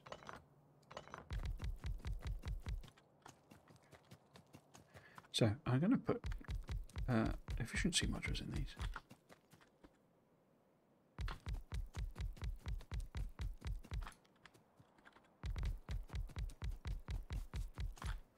How many is that? Because we need 60 really. Yeah, so we're going to be able to get more than the 2 belts we need, which is good. Don't need that one really.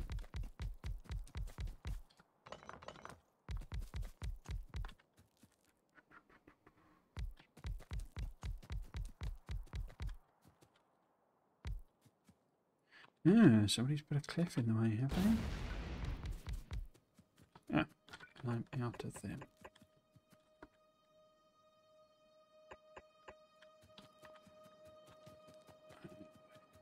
Okay. What do we got then? So if we want 2 lines really. So maybe if we do have that one. That one. It's kind of proper lanes. And then put the others in around the back. So take this one, as that's quite meaty. Split that over these two. And then this one's a bit wimpier. And one-sided, so what's there? And then we want 3 to 2.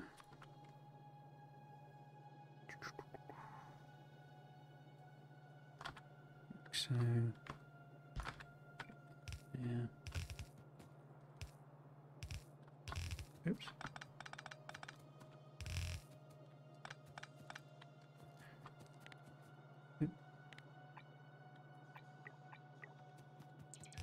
Nice. And then power piles on.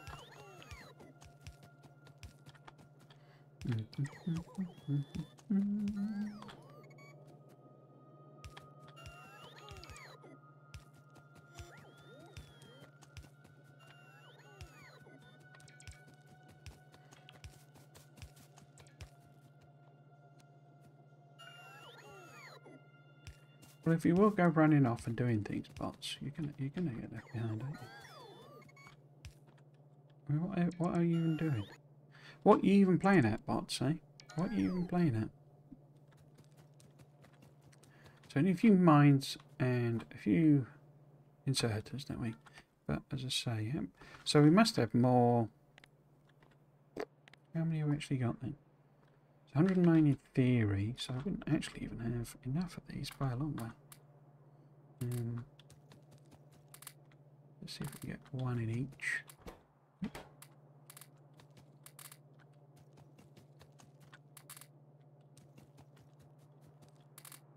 It's a lot more than I was thinking. Maybe we need to set the limits of it higher.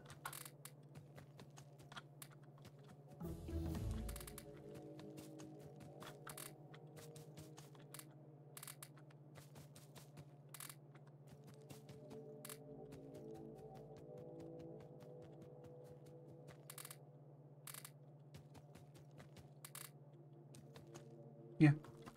Wait, have I not got... Because I brought 100 miners and 100 modules, and I got a miner without a module. So where have I put 2 in? I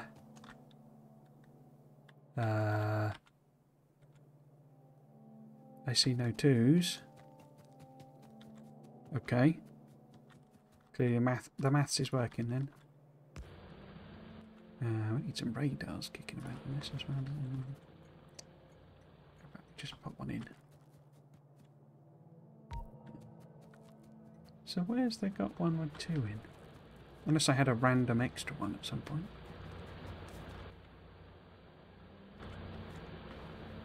I definitely had 100 efficiencies. Because this won't show me if I do this, will it? Oh, there's 105. Oh no, 1, 2, 3, 4, 5, 6, 7, 8. So if there's... Oh no, I haven't got more selected there. 109, 2, 4, 6, 8. So there's one extra. That's driving me mad, that. Where are...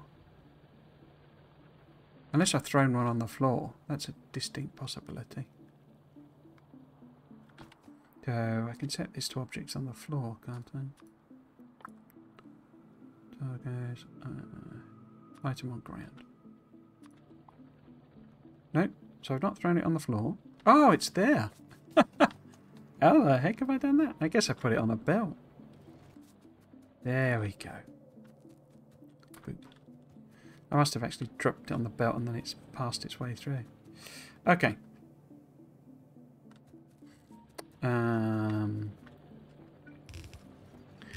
So I could have left this as 3 to 3, couldn't I? Because I'm actually putting it into 3 there.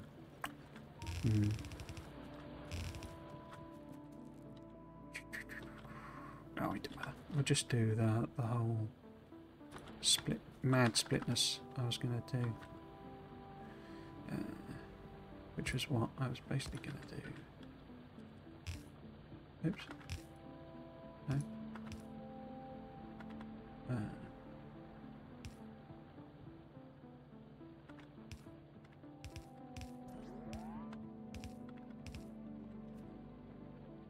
I think that should work. Mad design.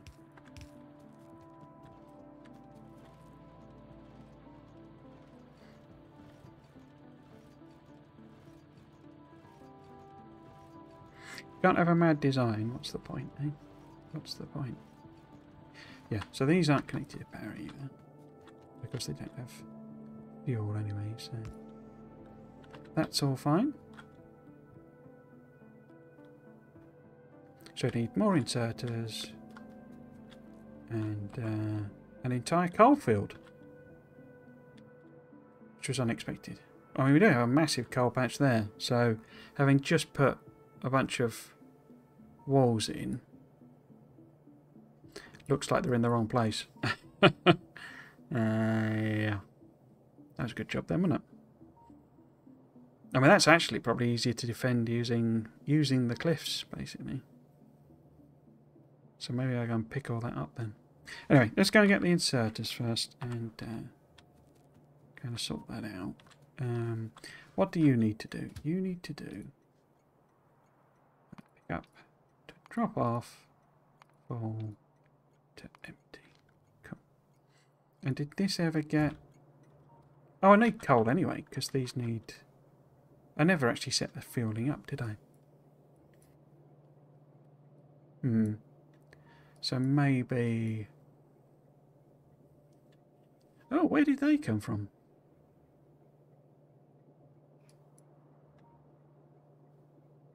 Because I don't really want stuff passing through here. You know, not in a regular fashion. But that is kind of the best patch of coal to take, isn't it? Yeah, I never set up the fueling there. So we got a bit ahead of ourselves. Yeah, I think I'm going to grab that patch, which means tearing that all back down again. That's annoying. That's annoying.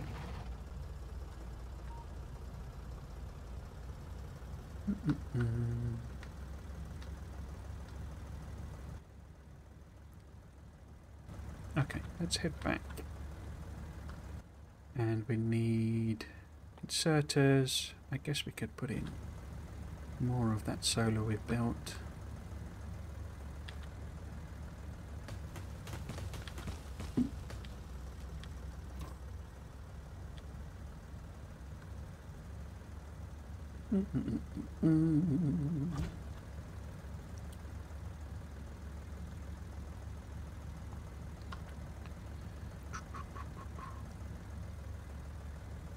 Yeah.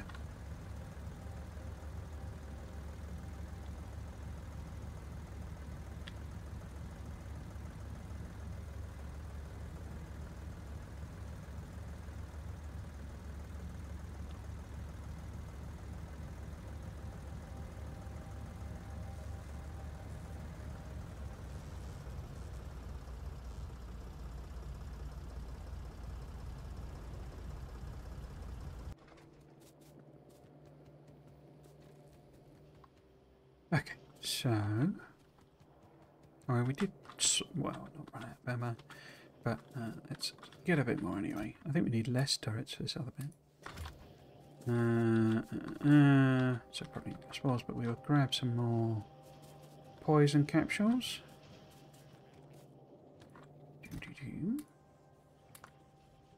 Oops.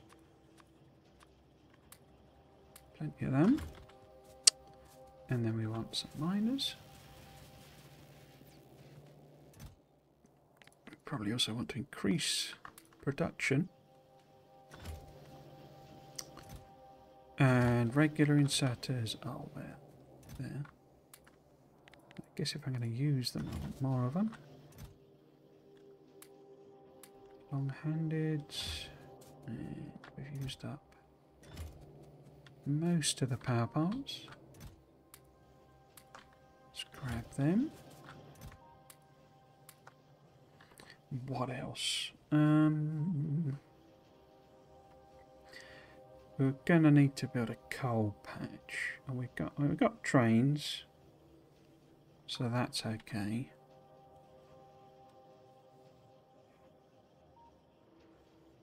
But it's going to need a bit of capacity, isn't it? Because probably going to want plastic out of it as well.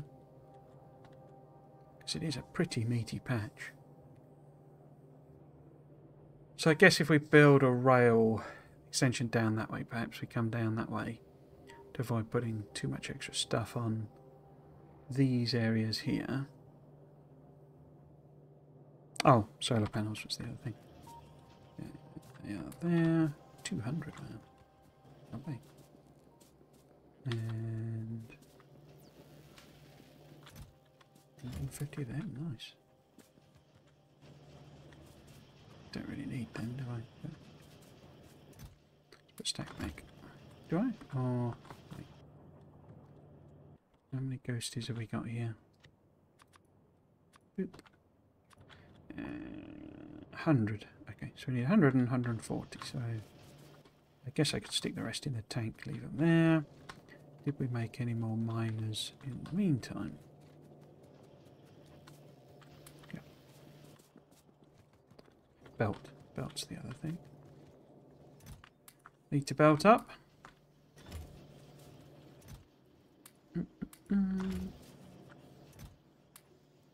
Splitters. Cool. Oh, I was going to get some more efficiency modules and stuff, wasn't I?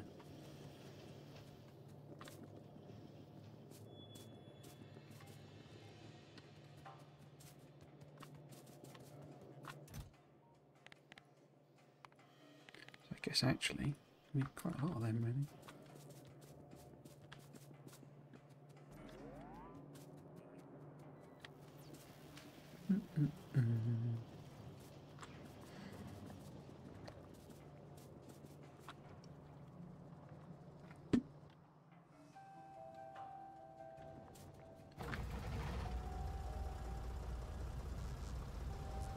Been trying to plan out what I'm going to do with the whole when it launches basically in these streams, because it's going to get unbelievably complicated, to be honest with you. Because it's like I obviously have my holiday, so there'll be gaps of streams anyway, but I'll also then have to catch up on Friday Facts because I won't be doing them obviously while I'm away. But I gotta get them all. Gotta catch them all. So none of this is powered, is it? Okay. I wonder if I should try hooking it up. See what happens. But yeah, and then it's like, because I always put these streams on a delay on the VODs. You know, the VODs are always at least a month behind, just from a... It's a lot more to do with practicality, because it's like it's the thumbnails really, and like I always trim the VODs, so you know the bit at the beginning and the end where it's just the music playing. Not least of all because they started blooming copyright claiming the music, not for monetization. Obviously, my entire channel is not monetized, so but I'm supposed to get, in order to use it on YouTube. In fact, technically to use it on this. I'm supposed to get like a license every single time, which is just like, why have you done that? And I say, when it's not monetized, you know, it's like, well, what are you really gaining out of having, you know, a fresh license every single time? What does that get you? Other than make my life a real pain. But yeah, so I have to edit the music out at the very least, but as I also do it because there's not much point having a VOD on YouTube where it's just, you know, me. It was delayed because I was messing about, you know, getting a glass of water and what have you. So I need to pick you up, don't I? Because I've ended up using the tank. In fact, why did I end up with that? Just that one. What was I saying? So yeah, trying to work out the sort of schedule with the thing, because obviously it launches on a Monday, which is really weird. It's a strange day to put it out. You'd expect maybe a Tuesday, you know, but it comes out on a Monday. I can't stream because I've got a deadline that I've got to be available for at the moment.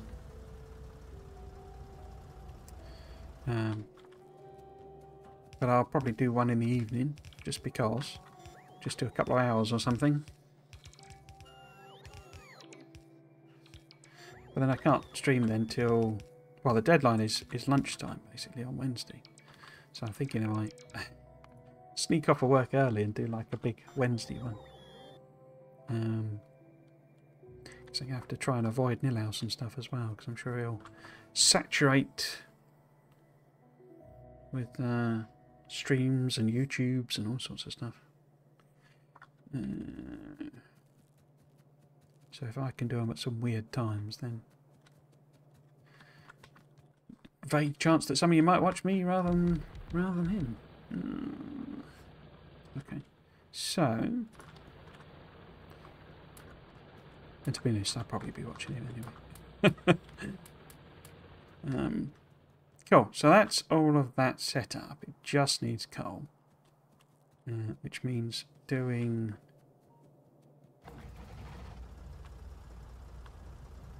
teardown job on the thing we just built. But let's do it backwards. So we don't want to trash all those trees, really. But yeah, so I'm trying to work out the timing of when to put. Because what I also want to do while I'm on holiday, I want to put up these streams because these haven't been putting these up. They're all queued up to go live when I'm actually on my holiday, and it'll be one a day sort of thing. It just feels like doing something slightly different and slightly weird with it. Whether I don't think I'll have finished by the time, because we've got including this, there's 3 left before I go on holiday. So it's like, I've been like, well, will I finish it in 3 streams? Because that's 12 hours. It's a bit tight. So then I have to think, well, when am I going to do the others and put them on? You know, it's the bit of project management that I actually enjoyed. The bit where people don't do the deadlines, and I have to be all like, why haven't you done the deadline? Why haven't you produced the thing you said you were going to produce? Do you know how many problems you're causing me by doing that? Because I was going to come down here, wasn't I, probably? Okay, so if we aim to have several coal pickup stations here, sort of in a row. Where has he gone? Yeah. We need to kind of get rid of these, don't we? But yeah, the whole scheduling and timing and stuff like that. I used to enjoy doing that. It was when you would then say, right, well, this was a schedule. You've obviously obeyed the schedule, haven't you? And you've done your job. And they turn around and go, no. Well, what have you been doing then? No, nothing. Right.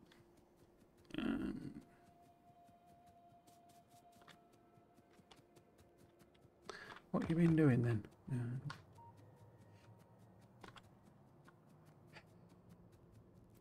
People, eh? I've run out of cliff explosive again, haven't I? That was brilliant. I guess I need to come around the corner here then. So, would this fit? There's the question. So if I do one there, does that go past the cliffs? Does that go past the cliffs? Past Daily, Cliff Day. No. Not quite. And it hits a cliff there, doesn't it? That's very annoying. Why have you done that? Why have you done that? Okay, let's not go down there then. Let's go there. Just misses.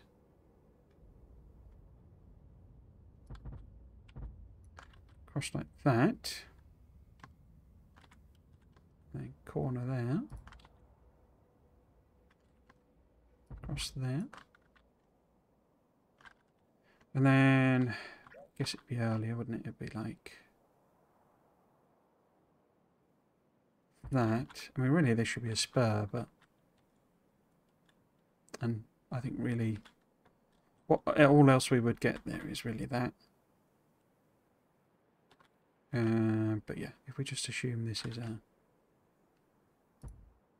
straight bit to there, maybe? And then we can defend kind of across there. There, maybe. There and there. Yeah, let's give that a go.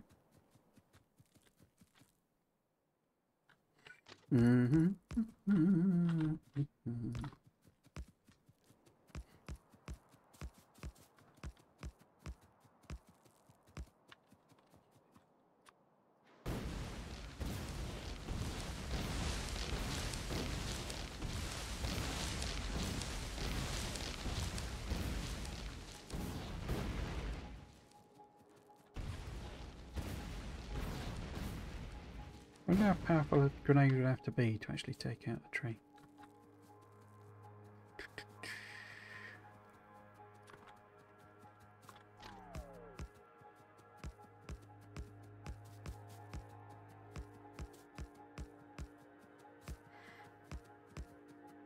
Oops.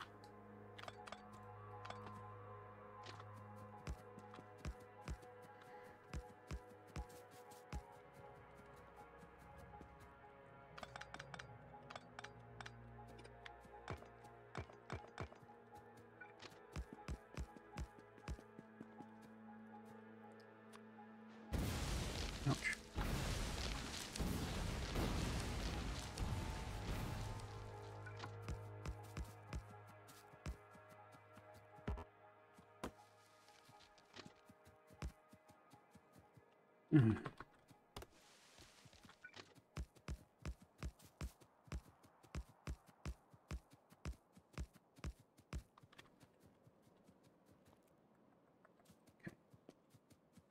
How much rail have I got? 198. It's not enough, is it? Okay.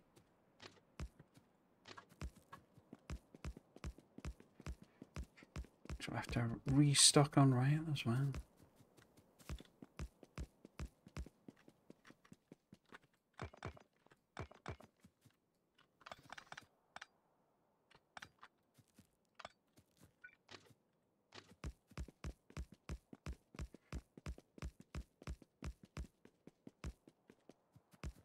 Oops.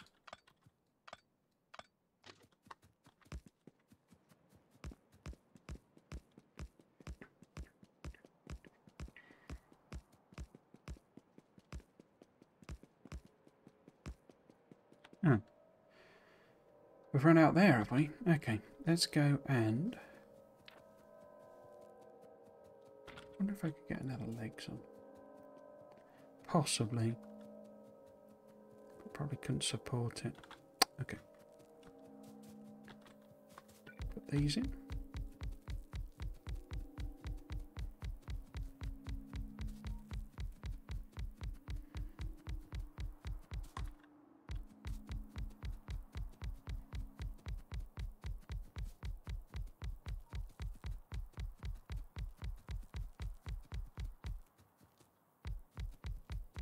Not quite sure what I'm going to do with the space extreme as well. I was hoping we might get to the space elevator, and I think I'd still be happy with doing that, but I don't know. It's beginning to feel like even getting there might be a trouble, because I hadn't appreciated it required a level 2 science, basically. One of the ones where you build it from, you know.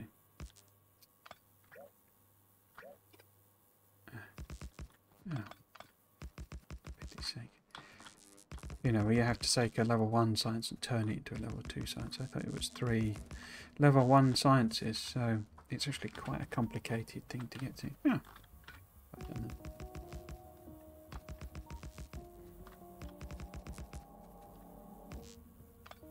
So yeah, we'll have to see. I'm not entirely averse, I'm honest, looking at the schedule and looking at the timing to not stream in for a bit, because I think when it comes out, as I say, I'm going to go full on and, you know, do as much as I can. So getting myself to a position where all of my domestics are taken care of for a month or something would not be a bad thing. So this needs to be a coal drop off, doesn't it? So we're going to have to start doing some smarts at some point. I'm going to put hard limits. Did I put hard limits on these? No, I did not, because I am a genius. Go on there. That's all good. That's not good. In fact, that's not got anything on it anyway. Go bean capper. Okay, so let's head back to the tank. Where is my train? Dude.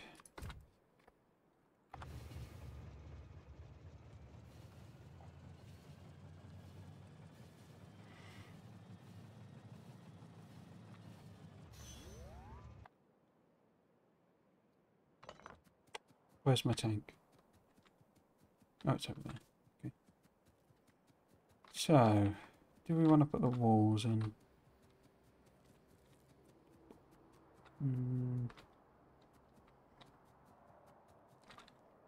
Yeah, go on then. So, what have we got? We put, say...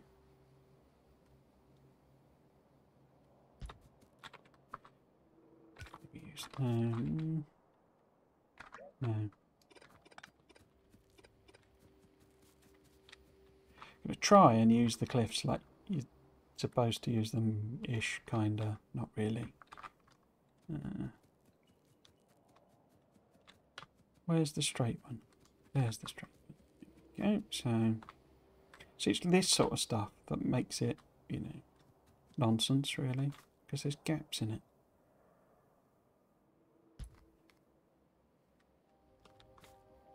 Okay, so if we were to take this as kind of our anchor point, do some stuff around there, and then we'll go back from the cliff, and then I guess we need to cover off like this hole. Always got to cover your holes. And then we go maybe down this way.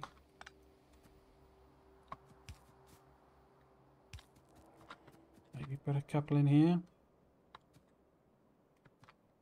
So I'm so looking forward to the fixes for the terrain gen. That's probably a risky one to do, isn't it? Because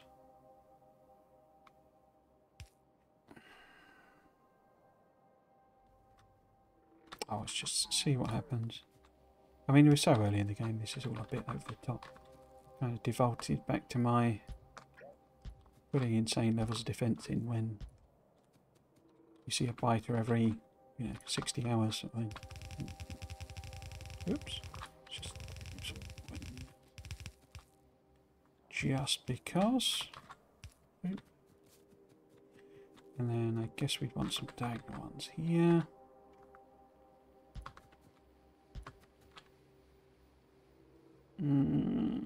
Is that going to be any point in that one? It's a bit far back from the wall, isn't it, really? Up from the gap. Yeah, it's a bit far back, I think, so maybe if I do a sort of extension-y bit, like that. Connect that. Oh, so my message didn't come through because of verification. Oh!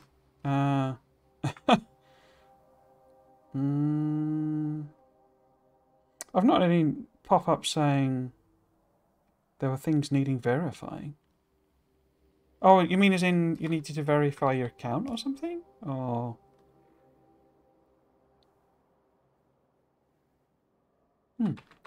So I've not had anything saying... Because occasionally I have the...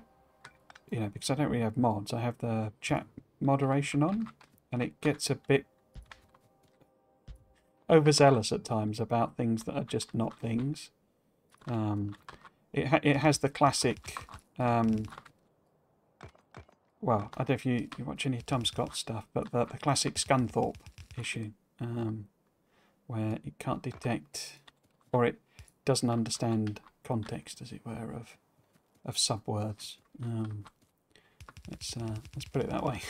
The Scunthorpe problem. Yes, it must be the bot selling viewers. Yeah. I don't really know why. I mean, who buys that? Who, there must be... All I can really think is it's more to do with the con, that sort of thing. It's, if someone's foolish enough to click on it, then it basically gives them a virus. It's that type of thing. Because I can't imagine anyone really buys viewers. I mean, especially not from a bot that advertises on, on the channel, on the thing, because... It's like, I don't know. Yeah. I mean, people are dumb though, aren't they? But you'd think that basically Twitch would have all of that stuff totally, like, what's annoying? Locked down, as it were. That if it's bots selling stuff, then they've... Because there is that thing of insecurity where you sort of let the low-level threats continue, the low-level problem stuff, you just let it happen because you know how to protect against it. And if you start doing the whole knocking out the easy stuff, then you basically force the evolution of more advanced tactics, sort of thing. That's a very weird way of putting it. It's basically, if you put if you start killing off low-level bots, doing innocuous stuff like, you know, phishing scams for people buying viewers sort of thing. If you get rid of them, then you end up with a situation where, you know, they develop more advanced techniques. And so it's like safer, essentially, to just hope that people aren't stupid enough to do the, you know, to fall for that sort of low-level scam.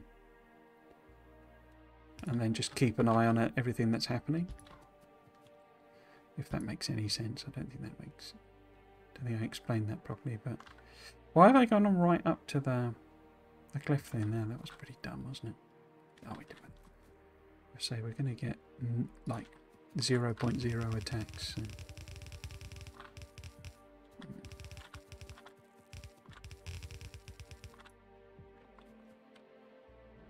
I'm sure we might get more because I'm doing a wacky great dirty pollution one. Pollutioning coal mining thing. So yeah, we need to connect that power up and then come back and build it all. I wonder if the bots can do some of it. It must be there, lots of it, yeah. Yeah. Oh, excuse me.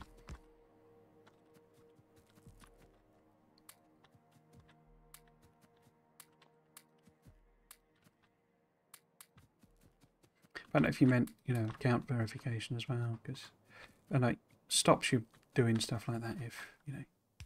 Twitch is quite hot on that. You know, you can basically on YouTube you can basically post as an anonymous or just create an account that's unverified and just post basically. But Twitch you've actually got to create an account. I think it's how they try and protect, because you're not actually meant to use Twitch unless you're not at all, unless you're over, is it 13? 16? 13? Something like that. Whereas YouTube has, what do they call it? YouTube Kids, is it? I don't know. Something like that, because that's why it like asks, if you've ever uploaded to YouTube, it basically asks you, is this content for minors? Because that streams it into the, or, you know, aligns it into that YouTube Kids thing. Because that's the whole knock-on from the adpocalypse where, you know, people were essentially farming, because people just put the kids in front of YouTube instead of parenting them. And so they were seeing all sorts of terrible stuff. Oops, what did I do there? Yeah, so YouTube isn't quite as hot on you must be over an age, because it just just puts you into that kids category. Whereas this does. Which makes sense. I mean, even simple games are, you know, have violence in, and not all kind of countries regard that in quite the same way. Let's put them in. Cool, so it's ready to go. It needs loads more inserters, doesn't it? But also needs power. I also need to put some radars on. About one there.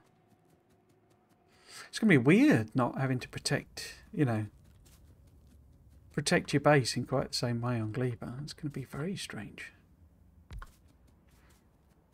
I'm sure I'll go along sticking a load of turrets down and then realise, oh no, I don't need to bother doing that, do I? Not using walls is going to be weird as well. Although if you look on the map, they are using walls. That's one of the things you can kind of just about tell from that small image, is that actually they have put down walls, so they're not quite as useless as they implied in the text. Okay, so that's all of that. If we go and pick up the boxes.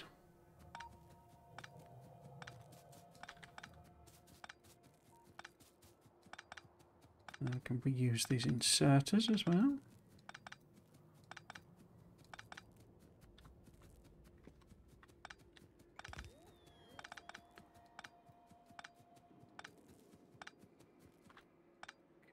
So just makes it a bit easier for the bots to pick stuff up.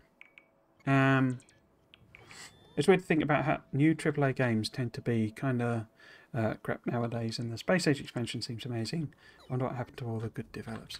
I don't actually personally subscribe to the whole AAA is, you know, crap sort of thing. I think there's a little bit of how can I phrase it? There's an element of so the first time you play a type of game that effectively so you take something like Call of Duty, you know, that's a big AAA game. The first few Call of Duties you play, it's new to you, so it feels original, it feels interesting, it feels different. And then when they keep releasing them year after year, it feels like the same same thing over and over again, because it is the same thing over and over again.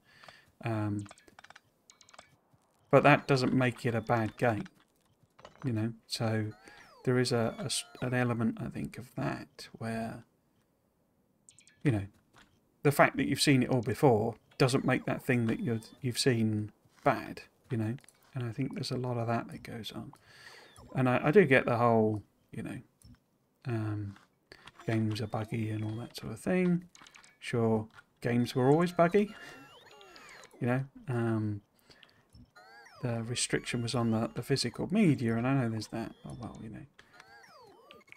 Which meant, you know, you had to produce well QA'd games, but they also made a hell of a lot less games. And I would much rather have a few games that are buggy than, you know, a very limited pool of games, you know.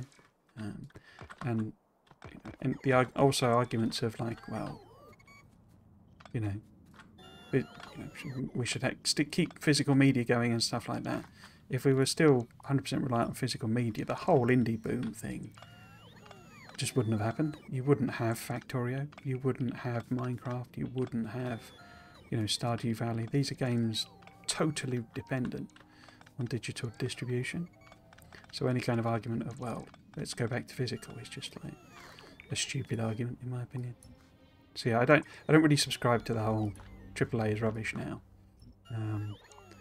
It's more usually I'm not seeing anything new type of thing. And that's not a reflection, as I say, on the quality of what there is. The other problem, of course, is, I mean, there are fundamental issues. I'm not downplaying them. You know, if you take the whole thing at the moment where they're laying loads and loads of people off and, you know, doing that, but game developers have always been terribly paid, you know. Any kind of software dev that isn't game development is basically better paid than than game development, and yet it makes more money than Hollywood, you know. You know, and Hollywood has kind of solved a lot of those problems, and, you know, let's be frank about it, a lot of it is about the unions. You know, the fact that you have unions there effectively making the point that, well, no, we're not gonna let you get away with these things, you know.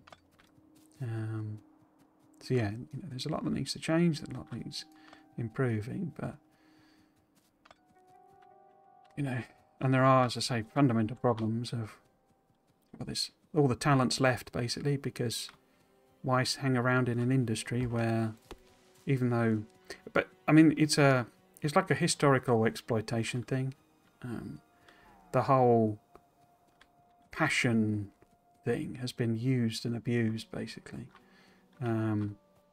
just, you know, in order to essentially exploit people. You know, the whole, oh well, you should be here at 4 o'clock in the morning still working, you know, because that's you demonstrating your passion for games, sort of thing. It's just become almost like a normalised thing, and that's just atrocious.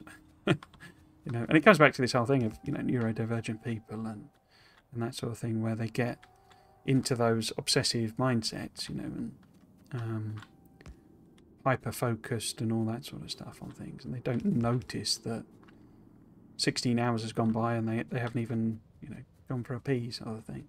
So, you know, there are unfortunate coincidences, but as I say, you have had a lot of kind of abuse of that that sort of thing. So, say there are a lot of problems, but I don't know that, you know, AAA is all rubbish is really either a good analysis of the thing or you know, a viable kind of diagnosis of the, you know, of a solution sort of thing. Maybe it's design leads who are making their decisions that make the games less than awesome. Yeah, YouTube Kids is not something I'd let kids watch. They don't even watch things, they just see bright colours blink around on the screen. And weird things happening every second, like a dopamine overdose for toddlers. Yeah, there was, I can't remember who it was. There was a thing on about some of the really weird stuff that's on YouTube that's like intended for kids to watch, and it's got like, you know, one of the big things seemed to be like the, well, you know, the superheroes, like using superheroes basically, and obviously it's out, you know, they're not doing it with copyright, and they'll just do utterly random things. And I guess if you're a parent just randomly looking at the screen every 4 hours or something and you just see Spider-Man, you assume that the person is, you know, your kid's watching that cartoon. But then it's just utterly random garbage that's actually happening. There's definitely an aspect that as well, but games like Battlefield series have deteriorated immensely. I've played many hundreds of hours on each of them, and each successor has even more bugs, and many bugs have been reintroduced, less content, etc. I think at least 3 of the older Battlefield games have more players than the latest one. Digital distribution has been incredible indeed. Yeah, so I'm not saying that there aren't problems and stuff, but, you know, I don't know that. So I suppose one of the differences there, you know, something being buggy doesn't make it bad. You know, it just makes it, you know, have faults in it, if you see what I mean. You know, it's like, you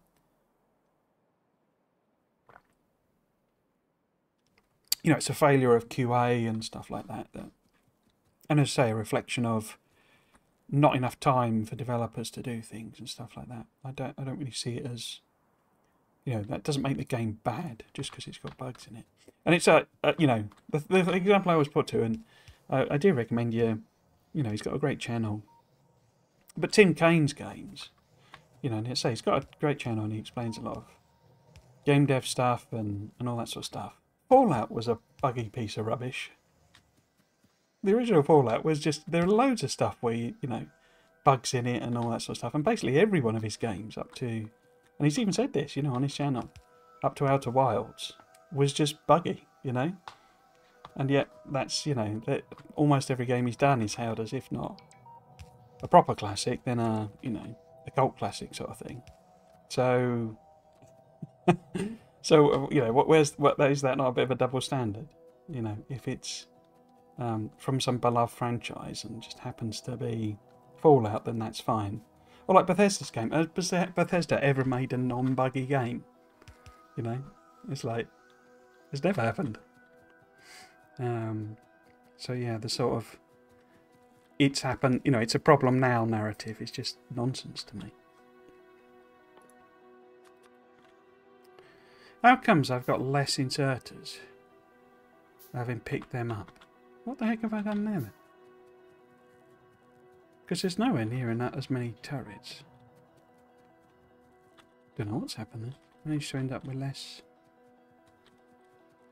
inserters.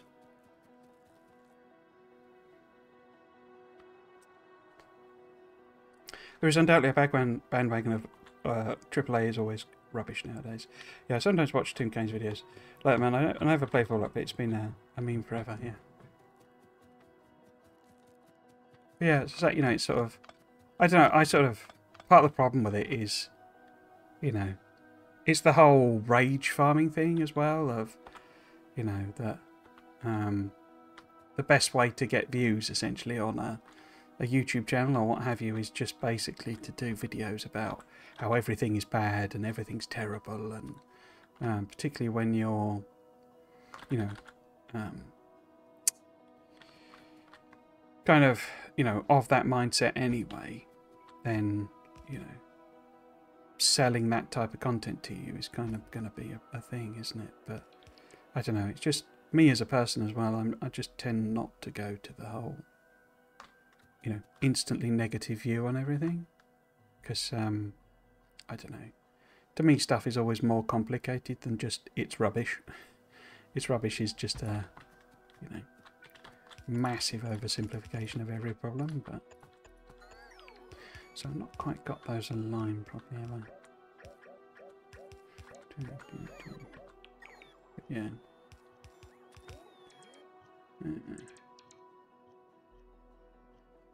Two, three. 1, 2, 3. So these need to be aligned. The question really is whether the balancer fits in there, and I don't think it does it?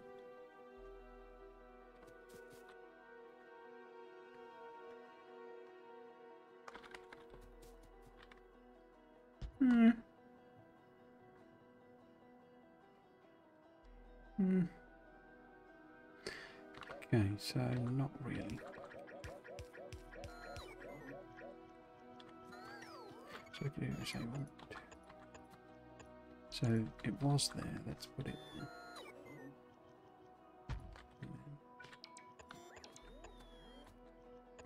Five. That's annoying.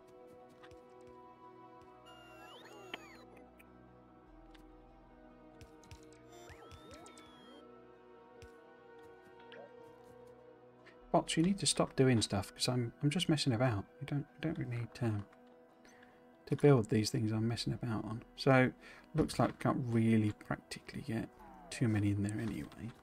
So what would be a middle point? We would have 1, 2, 3, 8, 9, 10, 11, 12. Is that 15? So 1, 2, 3.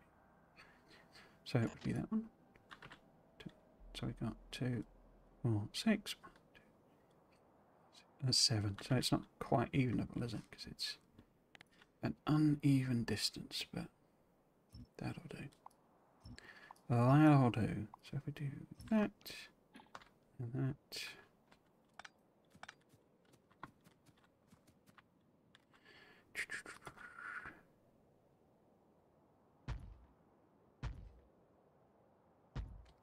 Yeah, you know, the ultimate answer to me anyway of either way is AAA's rubbish, play indie then, you know. There are literally millions of games. It's bound to be something you like. Bound to be something you like somewhere.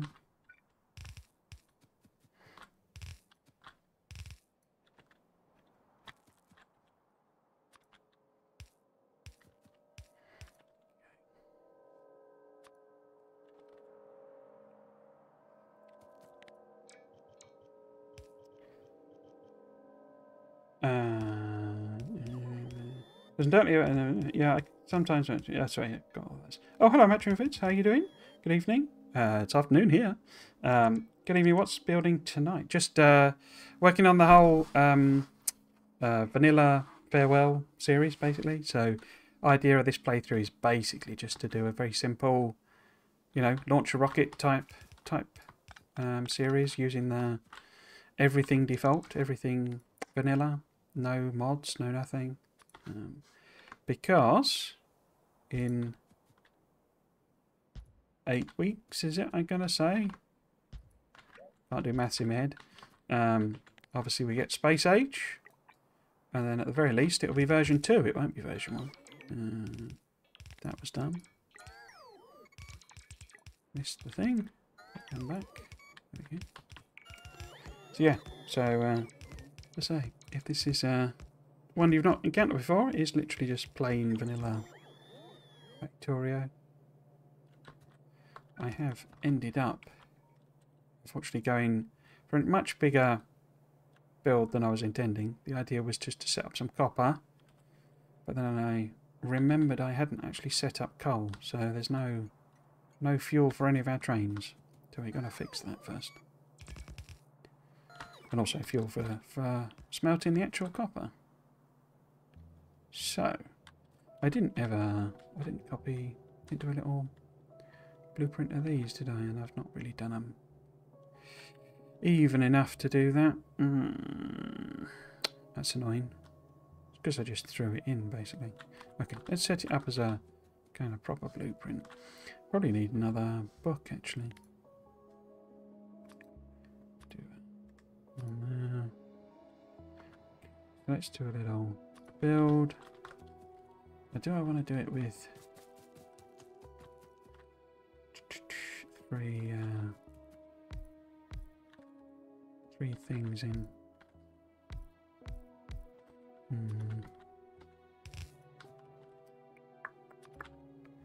Do that. I don't know why this keeps jumping. I guess it's because of the scaling I'm doing. It's weird, that. So that'd be a grid, and then what would be the repeat? Repeat would be 8, no. That's height, isn't it? Not width. In fact, actually, no, that would be the repeat. And then, not 8 there. 9, but we need a offset. There we go. Would that tile? I think that would tile. Let's see. Oh, I forgot to relative it. So, would that tile? There we go.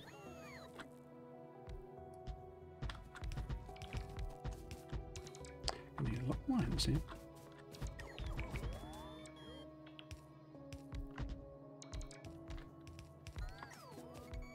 I didn't put a thingy in, did I? Speed efficiency module.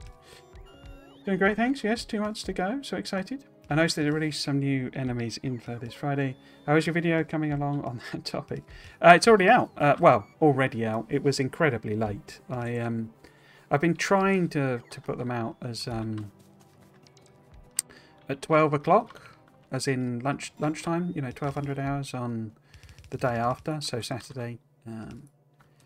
To give it a bit of consistency, so people kind of know when to be expecting them. Unfortunately, the huge ones like this, or the ones where there's a lot to speculate about, they just take ages for me to record and edit. I did 3 hours worth of, you know, raw footage, and then I you know, have to edit that down. So yeah, it basically took all day. So yeah, it's out. You can go and watch it on the YouTube. I actually put out the day before a combat video. So there's a video where I was speculating about how the combat's going to work in in Space Age. Unfortunately, I mean, that took even longer. That took literally, I think it's something like 48 hours of like work, basically. So more than a week's worth of work if it was a full-time job for me to do that video. And yeah, so that was a real labour of love. So 65 would be 2 lanes, 76 would be 2 lanes. We're okay now. So yeah, so that one went out literally the day before, and it was like almost perfect timing. It was unfortunately bad timing because they'd obviously done the Tesla turret, and I'd already recorded all the stuff, so I had to put in a bit of a note, because it one of my predictions was basically a lightning turret. I don't know why I didn't put 2 and 2 and together and call it, you know, realise they'd call it a Tesla turret, but, you know, because they mentioned Tesla stuff in the actual, you know, Fargora Friday Facts. But yeah, so I put that out and like the day before, so it was really nice sort of timing with it.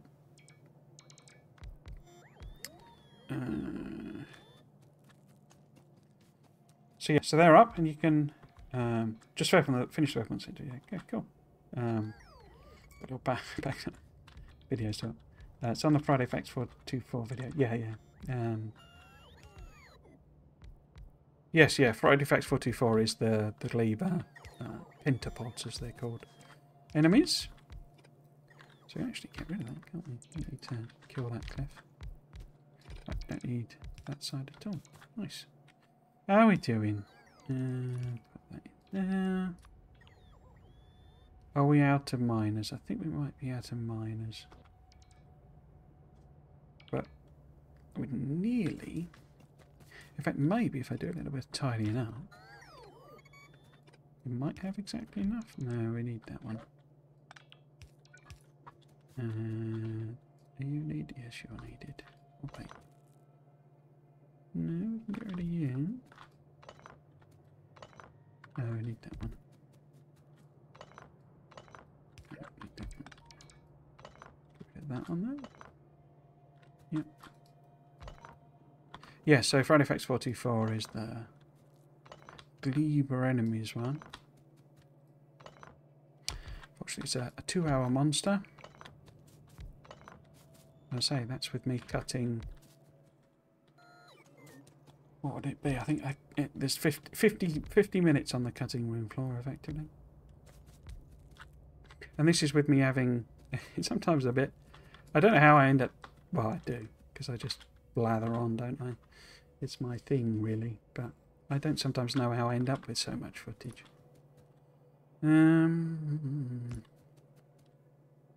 He says spending hours and hours and hours talking on Twitch. So I think we'll put in if we put in a 4 balance here, then we could potentially add another train stop because I kind of realised I've not put a stacker in there, have I? In fact, I should probably rethink this altogether because what I should do maybe is put a little spur off. It's actually what I've been doing in the playthrough I'm doing with my friend. It's like doing a sort of a thing that comes off, basically. In fact, maybe I'd get rid of this rail altogether. I'm not really happy with where it is.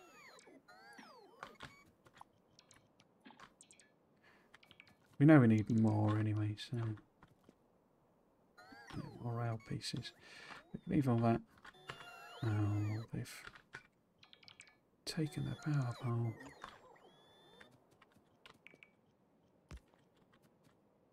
Cool. 111 trains, yeah, that's right, yeah. It's just, I've been quite inspired by, you know, they've shown quite a few of the, doing 111 on the Friday Facts. And it's been sort of a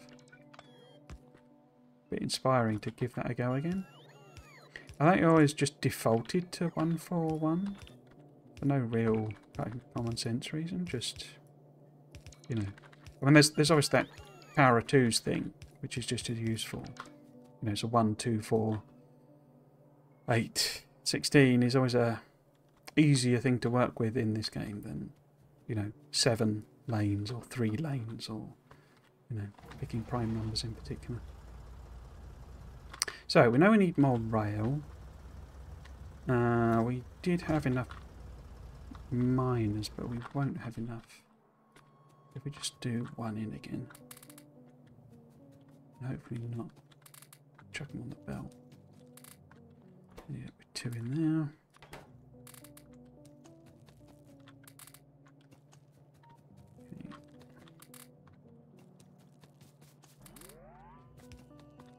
So what have your feelings been on some of the... Oh, we didn't have enough miners, okay. And so I have thrown it on the floor. On recent Friday Facts. People's lack of reaction, if I can put it that way, to the Tesla Tower was a bit puzzling for me. I didn't really kind of expect everyone to be all like, well, don't really care. I was saying at the beginning of the stream, it was a bit like maybe they should have done the enemies first, and then when they go, they could have gone, and there's a special tower that really helps you with the swarms, and then you know, show the Tesla Tower basically. Maybe that would have been a better way to doing it, but kind of understand why they were excited to show the tower itself. Yeah, so it was a bit sort of like, oh, nobody seems to care. Right. Yeah, so we'll nip back.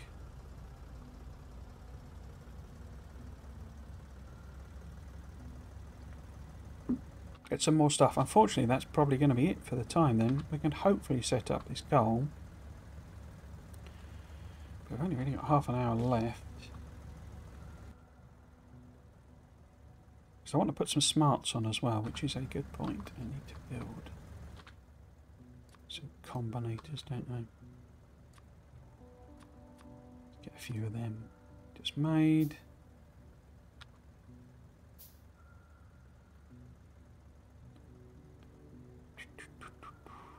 So I've probably got enough walls for now. I bet they've kind of filled something in up here. It's been quite a while. Yeah, we'll get rid of the walls, we'll get rid of the excess turrets. There. I was going to put the solar panels on. Oh, did we not have any spare accumulators? I guess not.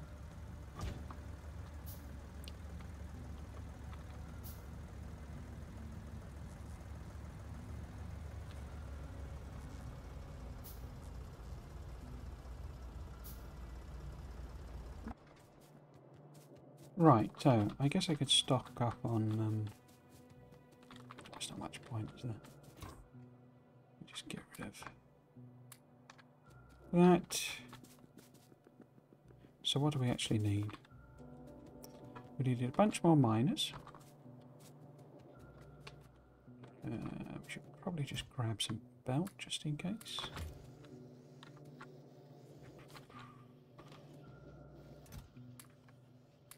Because you always need more belt. Gotta remember to belt up. Take plenty of these, we'll stick them in the tank when we use them up. Can take more inserters than I probably need. Alright, with those. How many chests? Yeah, let's take some more. Stick chests, lights for AK4.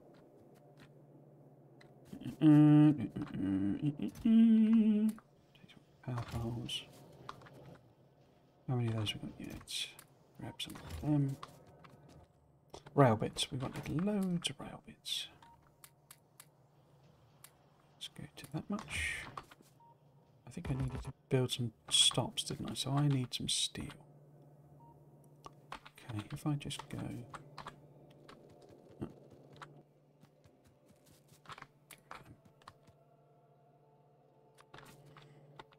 say 3 hour shortfall, maybe 4.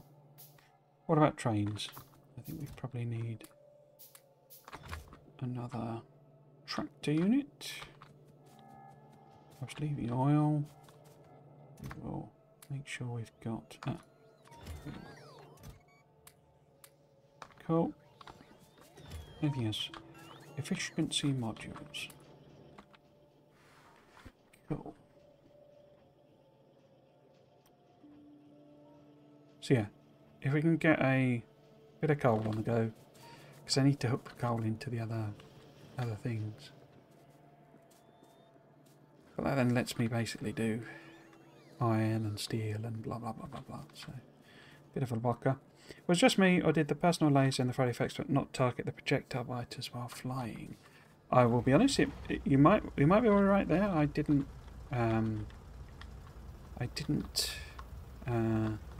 notice that, but that could be. No, I mean, now that you say it, it feels like that was probably the case. It certainly zapped them when they were on the ground, didn't it? When they became. Yeah, I think you're right. It didn't shoot them while they were flying.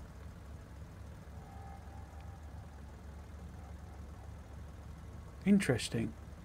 I mean, I guess there's no targeting code for flying enemies. Because it is a bit of a point. I know it sort of said in the Friday Facts that if you have a strafer, I'm thinking about this. If it said, you know, because the Friday Facts said you've got a strafer, it has a longer range than your turrets, so it can sit there out of turret range and basically destroy your turrets. But it could only do that if your turrets don't shoot down its projectiles. You know, its Wriggler ammo thing. Because if the turrets are able to shoot down the Wrigglers, the, you know, missile regulars or whatever we want to shorthand them as, then it wouldn't ever you know, I mean, I suppose if it was firing so many, it overwhelmed them, then it would destroy them. But it wouldn't destroy them if, you know, because it would literally be that thing of putting a turret, so you've got a nest there, and you put a turret here, sort of thing, and so all the enemies that spawn, it just kills as they come out, but it can never actually kill the thing itself. So yeah, I think you're actually right there. I think you noticed the same thing. I guess the projectiles are not treated as enemies in the same way. Yeah, it could be a simple thing like that. And I guess that's their intended thing. As I say, I guess that's intended. That's what the devs are, you know, is intending of that, because otherwise, yeah. So what we want to do then instead, and this is where I can put more in basically, we want a sort of a line really of them, and it means pushing these back, I think. What are you lot messing about at, Anthony? You're being lazy again. Yeah, but that must be their, I mean, you know, they're showing it to us now. If there was any intention for you to, because but I think you can shoot, can you shoot them? Did the engineer, as in with a machine gun type thing? Because I don't actually, I mean, I guess they'd be really difficult to target manually. But I don't actually remember the engineer shooting them out of the air either. Maybe it did, I don't know. So it doesn't. So is that going to leave enough room? We need to turn you lot off, don't we? So if we do this, you see, and then instead of, we can put basically like, I don't think we can have enough room, are we? But I could chop this back to here, for example.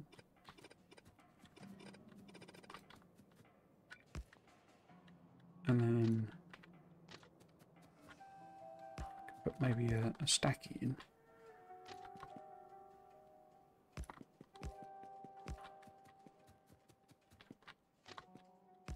So I'm kind of anticipating running the base on like coal-powered trains, basically, because I suspect it will be too much faff to kind of go for anything else.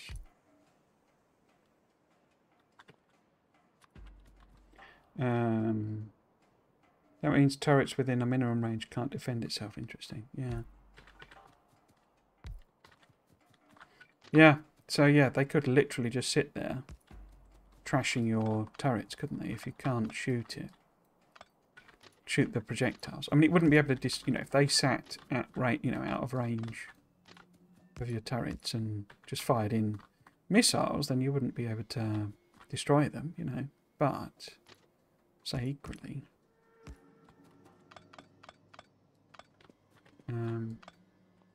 that can be long enough.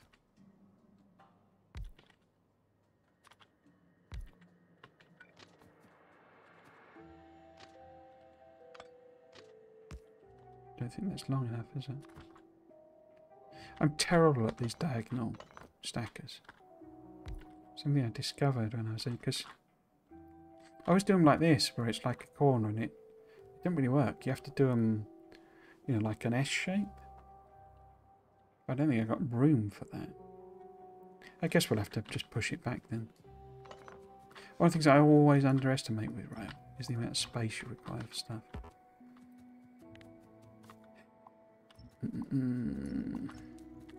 So, instead of that, this was the T-junction. Boom.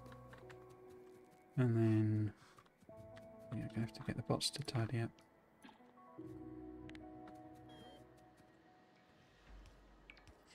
It doesn't look like he's even tried to shoot them while flying, but he shoot them instantly when landing. So I guess he was holding spacebar, meaning you can't shoot them either. Interesting. So you can't shoot them in the air.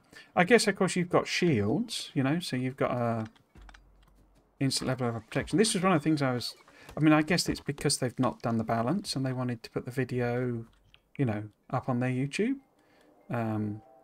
They've not done the balance pass type of thing. But to some extent, this is the wrong way around, isn't it? It would be easier. Yeah, it'd be easier to come in from the other side. I think I'm having a rail crisis. Oh, I don't want you building that. So, but yeah, we didn't really see any of the damage numbers or anything like that. So I suspect that's because they want to kind of, you know, work on the balance effectively and sort of say, well, you know, how damaging do we want this to be? And, you know, how do we want it to work in a sense?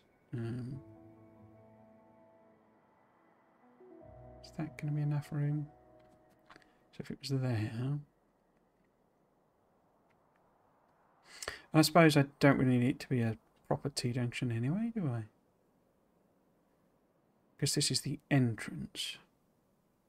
So why don't I just improvise something together?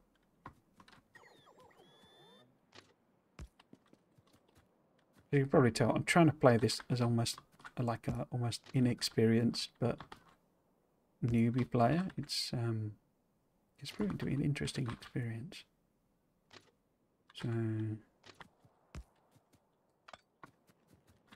So we come in like that, and then I can get rid of these power poles now. Come on. In that, gonna have to move the tank. Somebody's put a tank in there. We could probably have squished it up doing this, but yeah, if we come in like that, and then we do. That's far too far in. But if we do it like that. And then we turn that way, so it's an S. That's way too long, isn't it? I don't need it to be that long.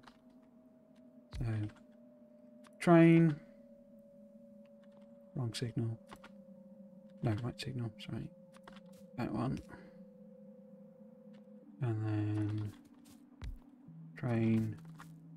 And that signal. There's a... So... little bit of safety room, so I can have it here. Your stature. Cool. And then all I need to do is simply a matter of simply putting a simple number copies in. Excellent. And then we have, because then I can also put some at the bottom as well if we need loads more. But we then have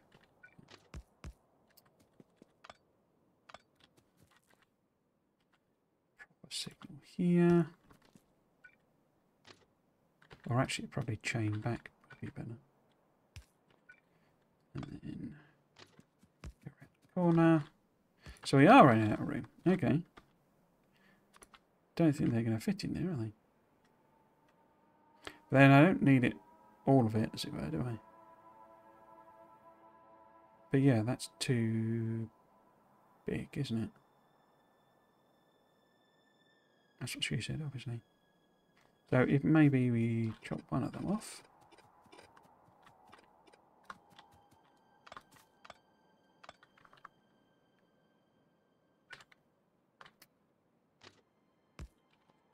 New rail planner. So put one there instead. And then do a tighter corner here. Can I have all the new rail angles? I'm going to be able to build my Clapham Junction.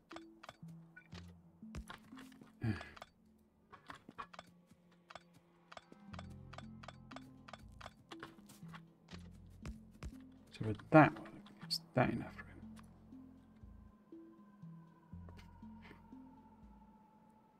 Kind of, just about, maybe. So I'm basically thinking we'll put these far enough apart that I can do a lane in. But the point is that I want 4 of them, because I've got 4 things.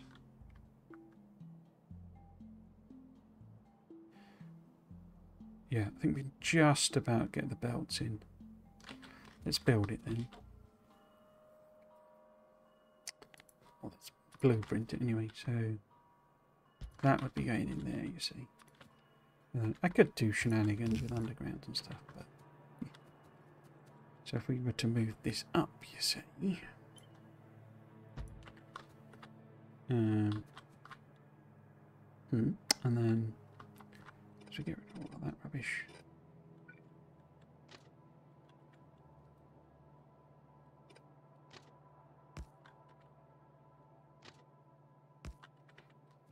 Like so. And then I can literally take a literal copy, literally this entire thing, and then move it in there, realise I've got a rogue bit of stuff. 2. So that's 4.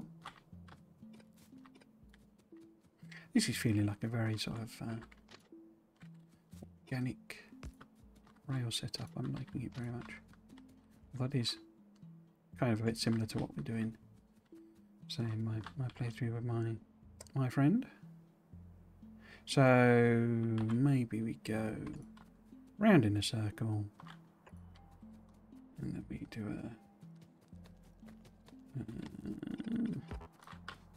we've got a connection here. Then I've got all this rogue track particularly. Oops.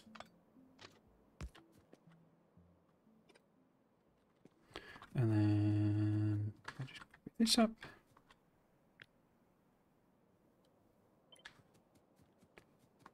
Pop it in here somewhere. Yeah, maybe. Tidy that up.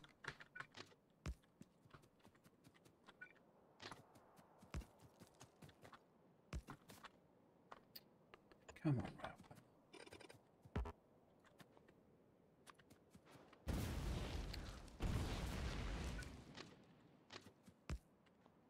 Cool.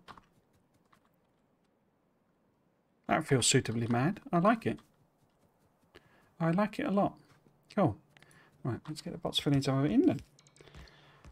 How are we doing on time? It's 5 to 6. We're not going to make it. We're not going to make it. This is not going to be live before the end of the stream, I don't think. And I've done the blooming inserters again. Because I'm an absolute genius. And they're the wrong way around anyway. Who's building this thing?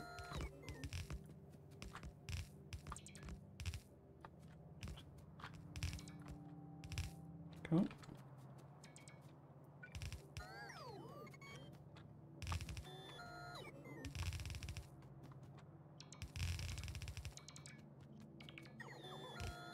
Interesting to see how much of an improvement old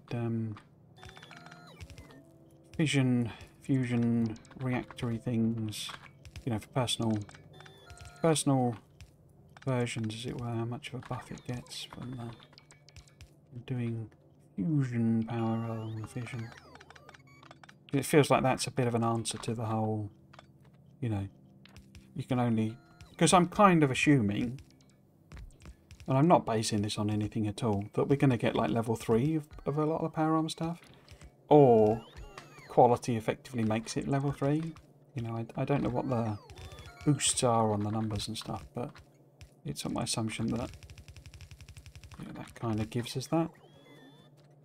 Or that there are level 3 versions, because it's a bit weird introducing a, you know, they've given us the ability with quality, because this is the sort of thing, if you have the quality version, and that supports more robots on the roboport or whatever it does, or you can simply have a bigger equipment grid with, you know, more stuff in. You don't really need, in a sense, the fusion version of portable personal power, because, you know, you can just put loads and loads of the fission one in. You know, you don't really need a super version. So having a super version suggests we're going to have something in our power armor that has like a super power draw.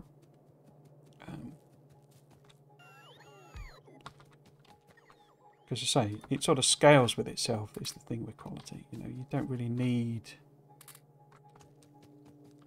you know, better gear to support more stuff if you've got quality everything, if that makes sense, you know.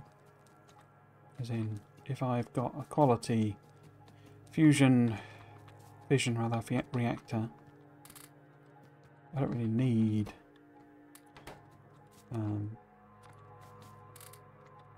you know, a fusion one, surely.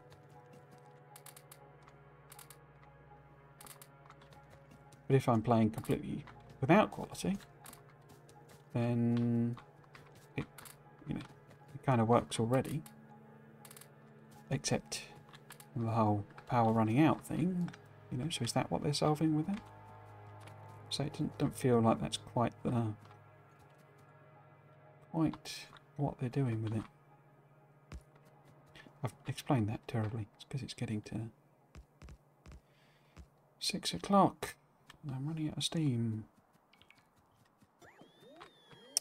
Probably better if I do the rail, guys.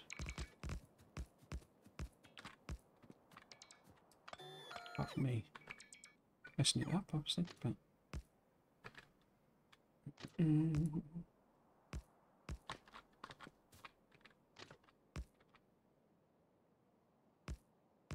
I sometimes wonder if, like the Factorio train stuff is the equivalent of...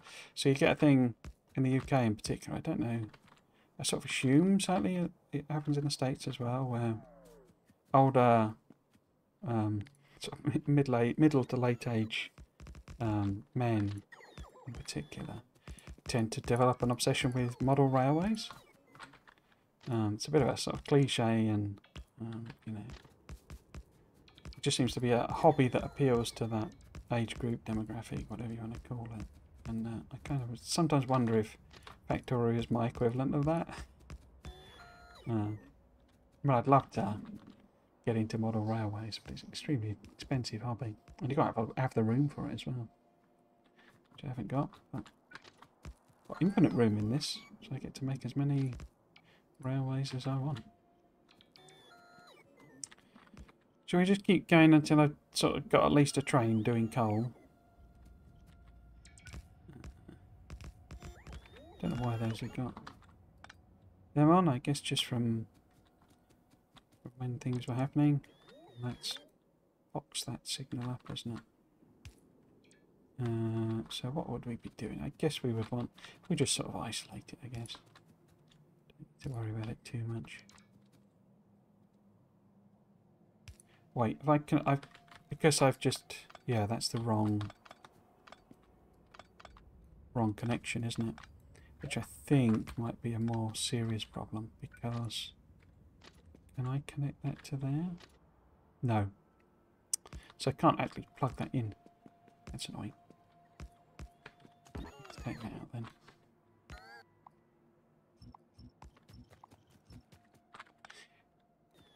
Okay, so and then we need...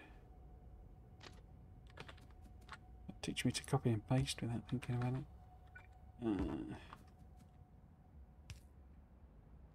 Why are you blipping eye? Let's just take you out. And then... So we just sort of turn it into a exclusion area. On there maybe. That'll do. It's not going to be mega high throughput anyway. Cool. Get them in. And then... Why are you flashing? What's your problem? Well, we do need one of those, huh?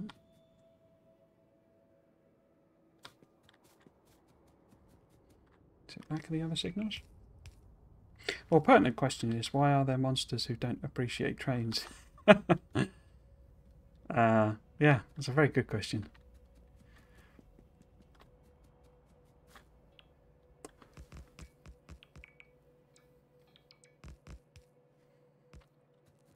I'll be honest, I don't really like... I mean, I like the concept of trains in a sense. I don't actually enjoy necessarily travelling on trains because it involves interacting with other people. I'd much rather go by car. And particularly, you know, the kind of trains we have in the UK there, it tends to be very small seats, and I'm not a very small person. I'm literally the opposite of a small person. So it tends to be, if it's busy, it's alright, they're great when they're empty. I love an empty train, but with our current rail system, they tend not to be empty trains at any time you would want to be travelling, sort of thing. So you end up squished up against, you know, other people, and it's all very unpleasant. We can get out of that. Yeah, have train carriage all to yourself, then yeah, they're great. But say I've had that very few times in my life, I would say, because they just don't build trains in the UK anymore, which I kind of understand, you know, because it's not exactly a cheap country to go around buying like extra land and stuff to build trains, but yeah.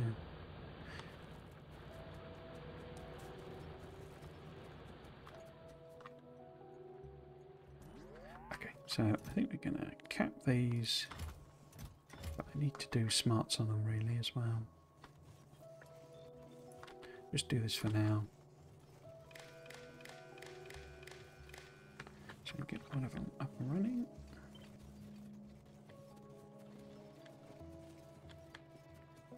Oh, that's it. So this would be pick up. I'll put a manual train limit on it.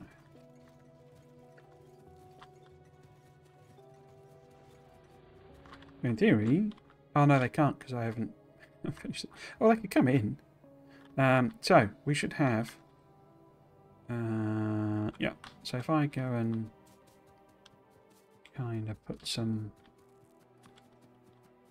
fuel in here, just for the sake of it, for just the time being, and then you want to be a pickup, drop off kind of guy, full and empty. Off you go. Yeah, I'm going to put smarts on these stations so that they don't. Yeah. So there's capacity, and we can, because I built 4 there and 4 there, so we can support, you know, sort of 2 at a station basically at any one time. But yeah, there we go. We have coal train up and running. Did I put a limit on that? I did. Did I put a limit on that? I did. So we could build a second train.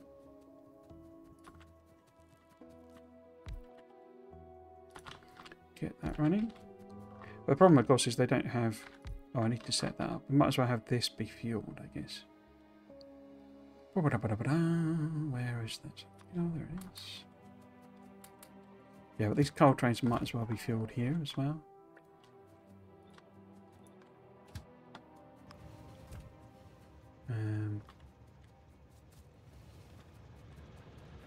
We just put a bit of a split or something.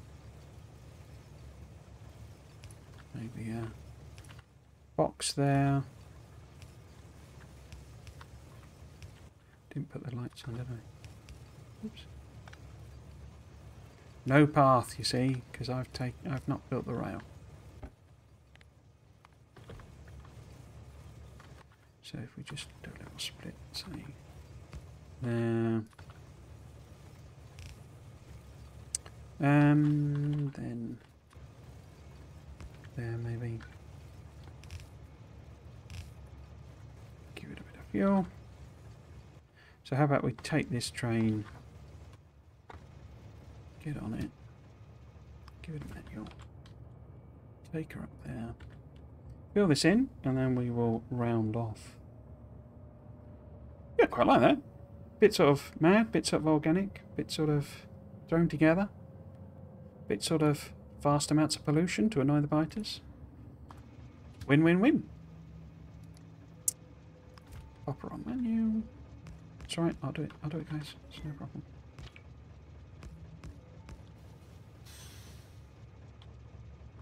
We're not too late. Oops. There we go.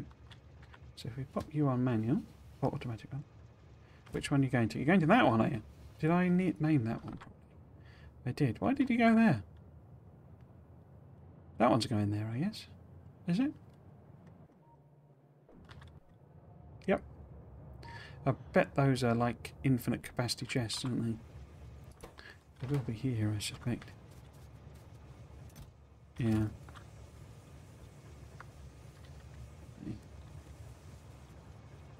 Cool. So I'll just ride the train back, I guess. Take it long to enter.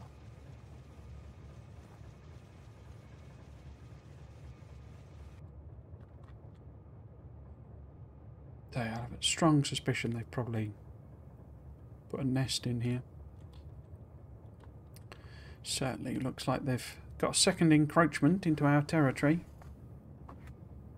And that looks like it's probably the edge or something.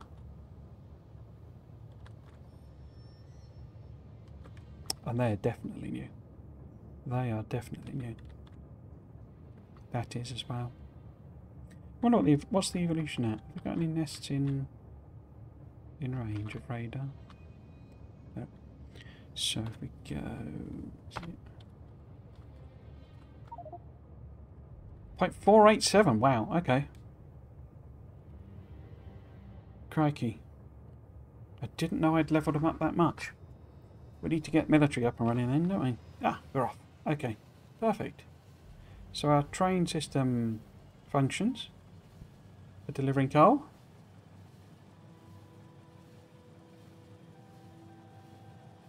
It does need a little bit of fine tuning. I got to put some notes, I think, on the... I'm going to pop that on manual. Oh, and you're already back. Crikey. Yeah, so it does need a bit of fine tuning. Obviously I need to fuel these and we need to put the smarts on, need to limit chests, all that sort of stuff. But yeah, I will put a tag on the map because I'm deliberately not playing this, even though I've got a real strong desire to. So, chests and smarts all gone. We'll put that tag on there because I will not remember that. Okay, perfect. Got the schedule up. Yes, that's it for this week, for today and for this week. The plan, certainly for the next 2 weeks, is to do exactly the same. So we will be playing SpaceX and the version 1 Farewell on Saturday and Sunday respectively. There will then be a pause while I go away on holiday. And when we come back, I will decide whether, you know, because I want to finish, I kind of have to finish the version 1 Farewell before the end of, before Space Age, you know, goes live. I've also kind of realised that there are going to be, I've mentioned this before, but I have a weird thing where, like, all of my family has birthdays in October. So I will inevitably have to go and do some birthday stuff, you know, with family members at weekends in October. So yeah, so there's a very good chance that I will struggle to do enough streaming to get to where I wanted to with SpaceX, and we would just focus on the version 1 Farewell series. But yes, the plan is basically to just keep going, holidays, etc., and problems aside, and other events aside, until Space Age launches, and then my content planned for that is to live stream in the evenings when I can after work, every day after it launches for the week, and then hopefully Wednesday afternoon, but Thursday and Friday of that week I have leave as well, so I will be streaming as much as I can then. I've tried to do long streams before. It is difficult for me because I tend to try and do the whole continuously talking and I kind of run out of steam. So we might do a few of the streams as sort of mic off type streams, you know, not on camera, mic off, and I'll just play along. And I can respond to chat and what have you, but just to play it basically, and just to get some content out there. Or alternatively, I'll do stuff off stream, and and we'll just do a stream in the evening, or I might do a morning one, an evening one, something like that. Just to break it up so I'm not talking continuously for 8 hours, because I've discovered that is a thing I can't really do. We get usually, as you can usually tell on these, as we get to the end of the 3 hours, I just sort of run out of steam. There's more talking I do on these than I do normally during the week, like at all, because nature of my work, I'm usually working from home, and I do talk to myself. It's a bit of a weird thing I have, but I'm not engaging in conversation in quite the same way. But yes, so that's all of the streaming side of things, and I will put it on the schedule when it's appropriate. But basically, point is, next couple of weeks we are doing the same Factorio streams, SpaceX on Saturday and version 1 farewell on Sunday. The other thing I always promote is my YouTube channel. I put all the VODs on there. These ones are not on there. They'll go up all in a special thing while I'm away. But all of the series I've done otherwise, so the SpaceX one, the current one, as well as playthroughs of lots of mods, so Factorio 2, Bob's, Angels. I also did a Megabase playthrough. I've done a No Spoon run. I've done an aesthetic series. That was a huge amount of fun. I'm going to pick that one up when Space Age is a lot more familiar to me, and hopefully Factorio works with it. And then the Blueprint series, so yeah, loads of Factorio, but also a bunch of other building and management games, Satisfactory, Tectonica, Dice Program, several playthroughs of that. As I understand it, or I believe, all of those, we haven't had confirmation from Dyson Sphere, but they've just started posting again, so I think we will. But Satisfactory obviously comes out into 1.0. Tectonica has a big update coming where they're adding a new biome. And I say Dyson Sphere, I think the combat version, part 2 of combat, will come out over Christmas. So there could well be a flood of the new games. I will almost certainly probably not play them when they come out, and then just sort of pick them up later once I've done all the Space Age stuff. There's also Space Shapes 2, which I've been playing a little bit of in the small amount of time I have. It's quite fun actually. I'm not sure I want to stream it though, but yeah, so lots and lots of building and management games coming out at the same time as Space Age. So a very fruitful time for the genre. So there may well be streams of some of those later on. But yes, the other thing I usually always promote with the YouTube is my Friday Facts videos. I do very much go for an in-depth, lots of detail. I do a full read of the Friday Facts, which I'm still getting comments saying, skip that bit, but you can just skip it in the timeline if you want. I do a full, read through of the actual Friday Facts. I do analysis as we go, and then I do a deep dive speculation type of thing at the end where I look at what's in the screen, what Easter eggs there are, and all this stuff, and try and think of ideas of what might be in the game and what things mean and what implications they have and all that sort of stuff. They're an enormous amount of fun to do, and I always moan about the time they take, but as I say, I do love doing them, and people do seem to enjoy them. So if you think that's anything you might enjoy, I suppose also there's just general random speculation videos. So I did a combat one on Thursday, but there's also 2 science ones and a sort of a general predictions one that I did very early in the Friday Facts cycle. So if that's anything you feel you might be interested in, then you can find all of those in a playlist on my YouTube channel. Excuse me. I think that's everything. That's all my plugs. Yeah. So if you have been watching, I hope you've enjoyed it and you might consider coming back for another one. I've been Trismegistus. This has been Factorio. Thanks for watching. Cheers.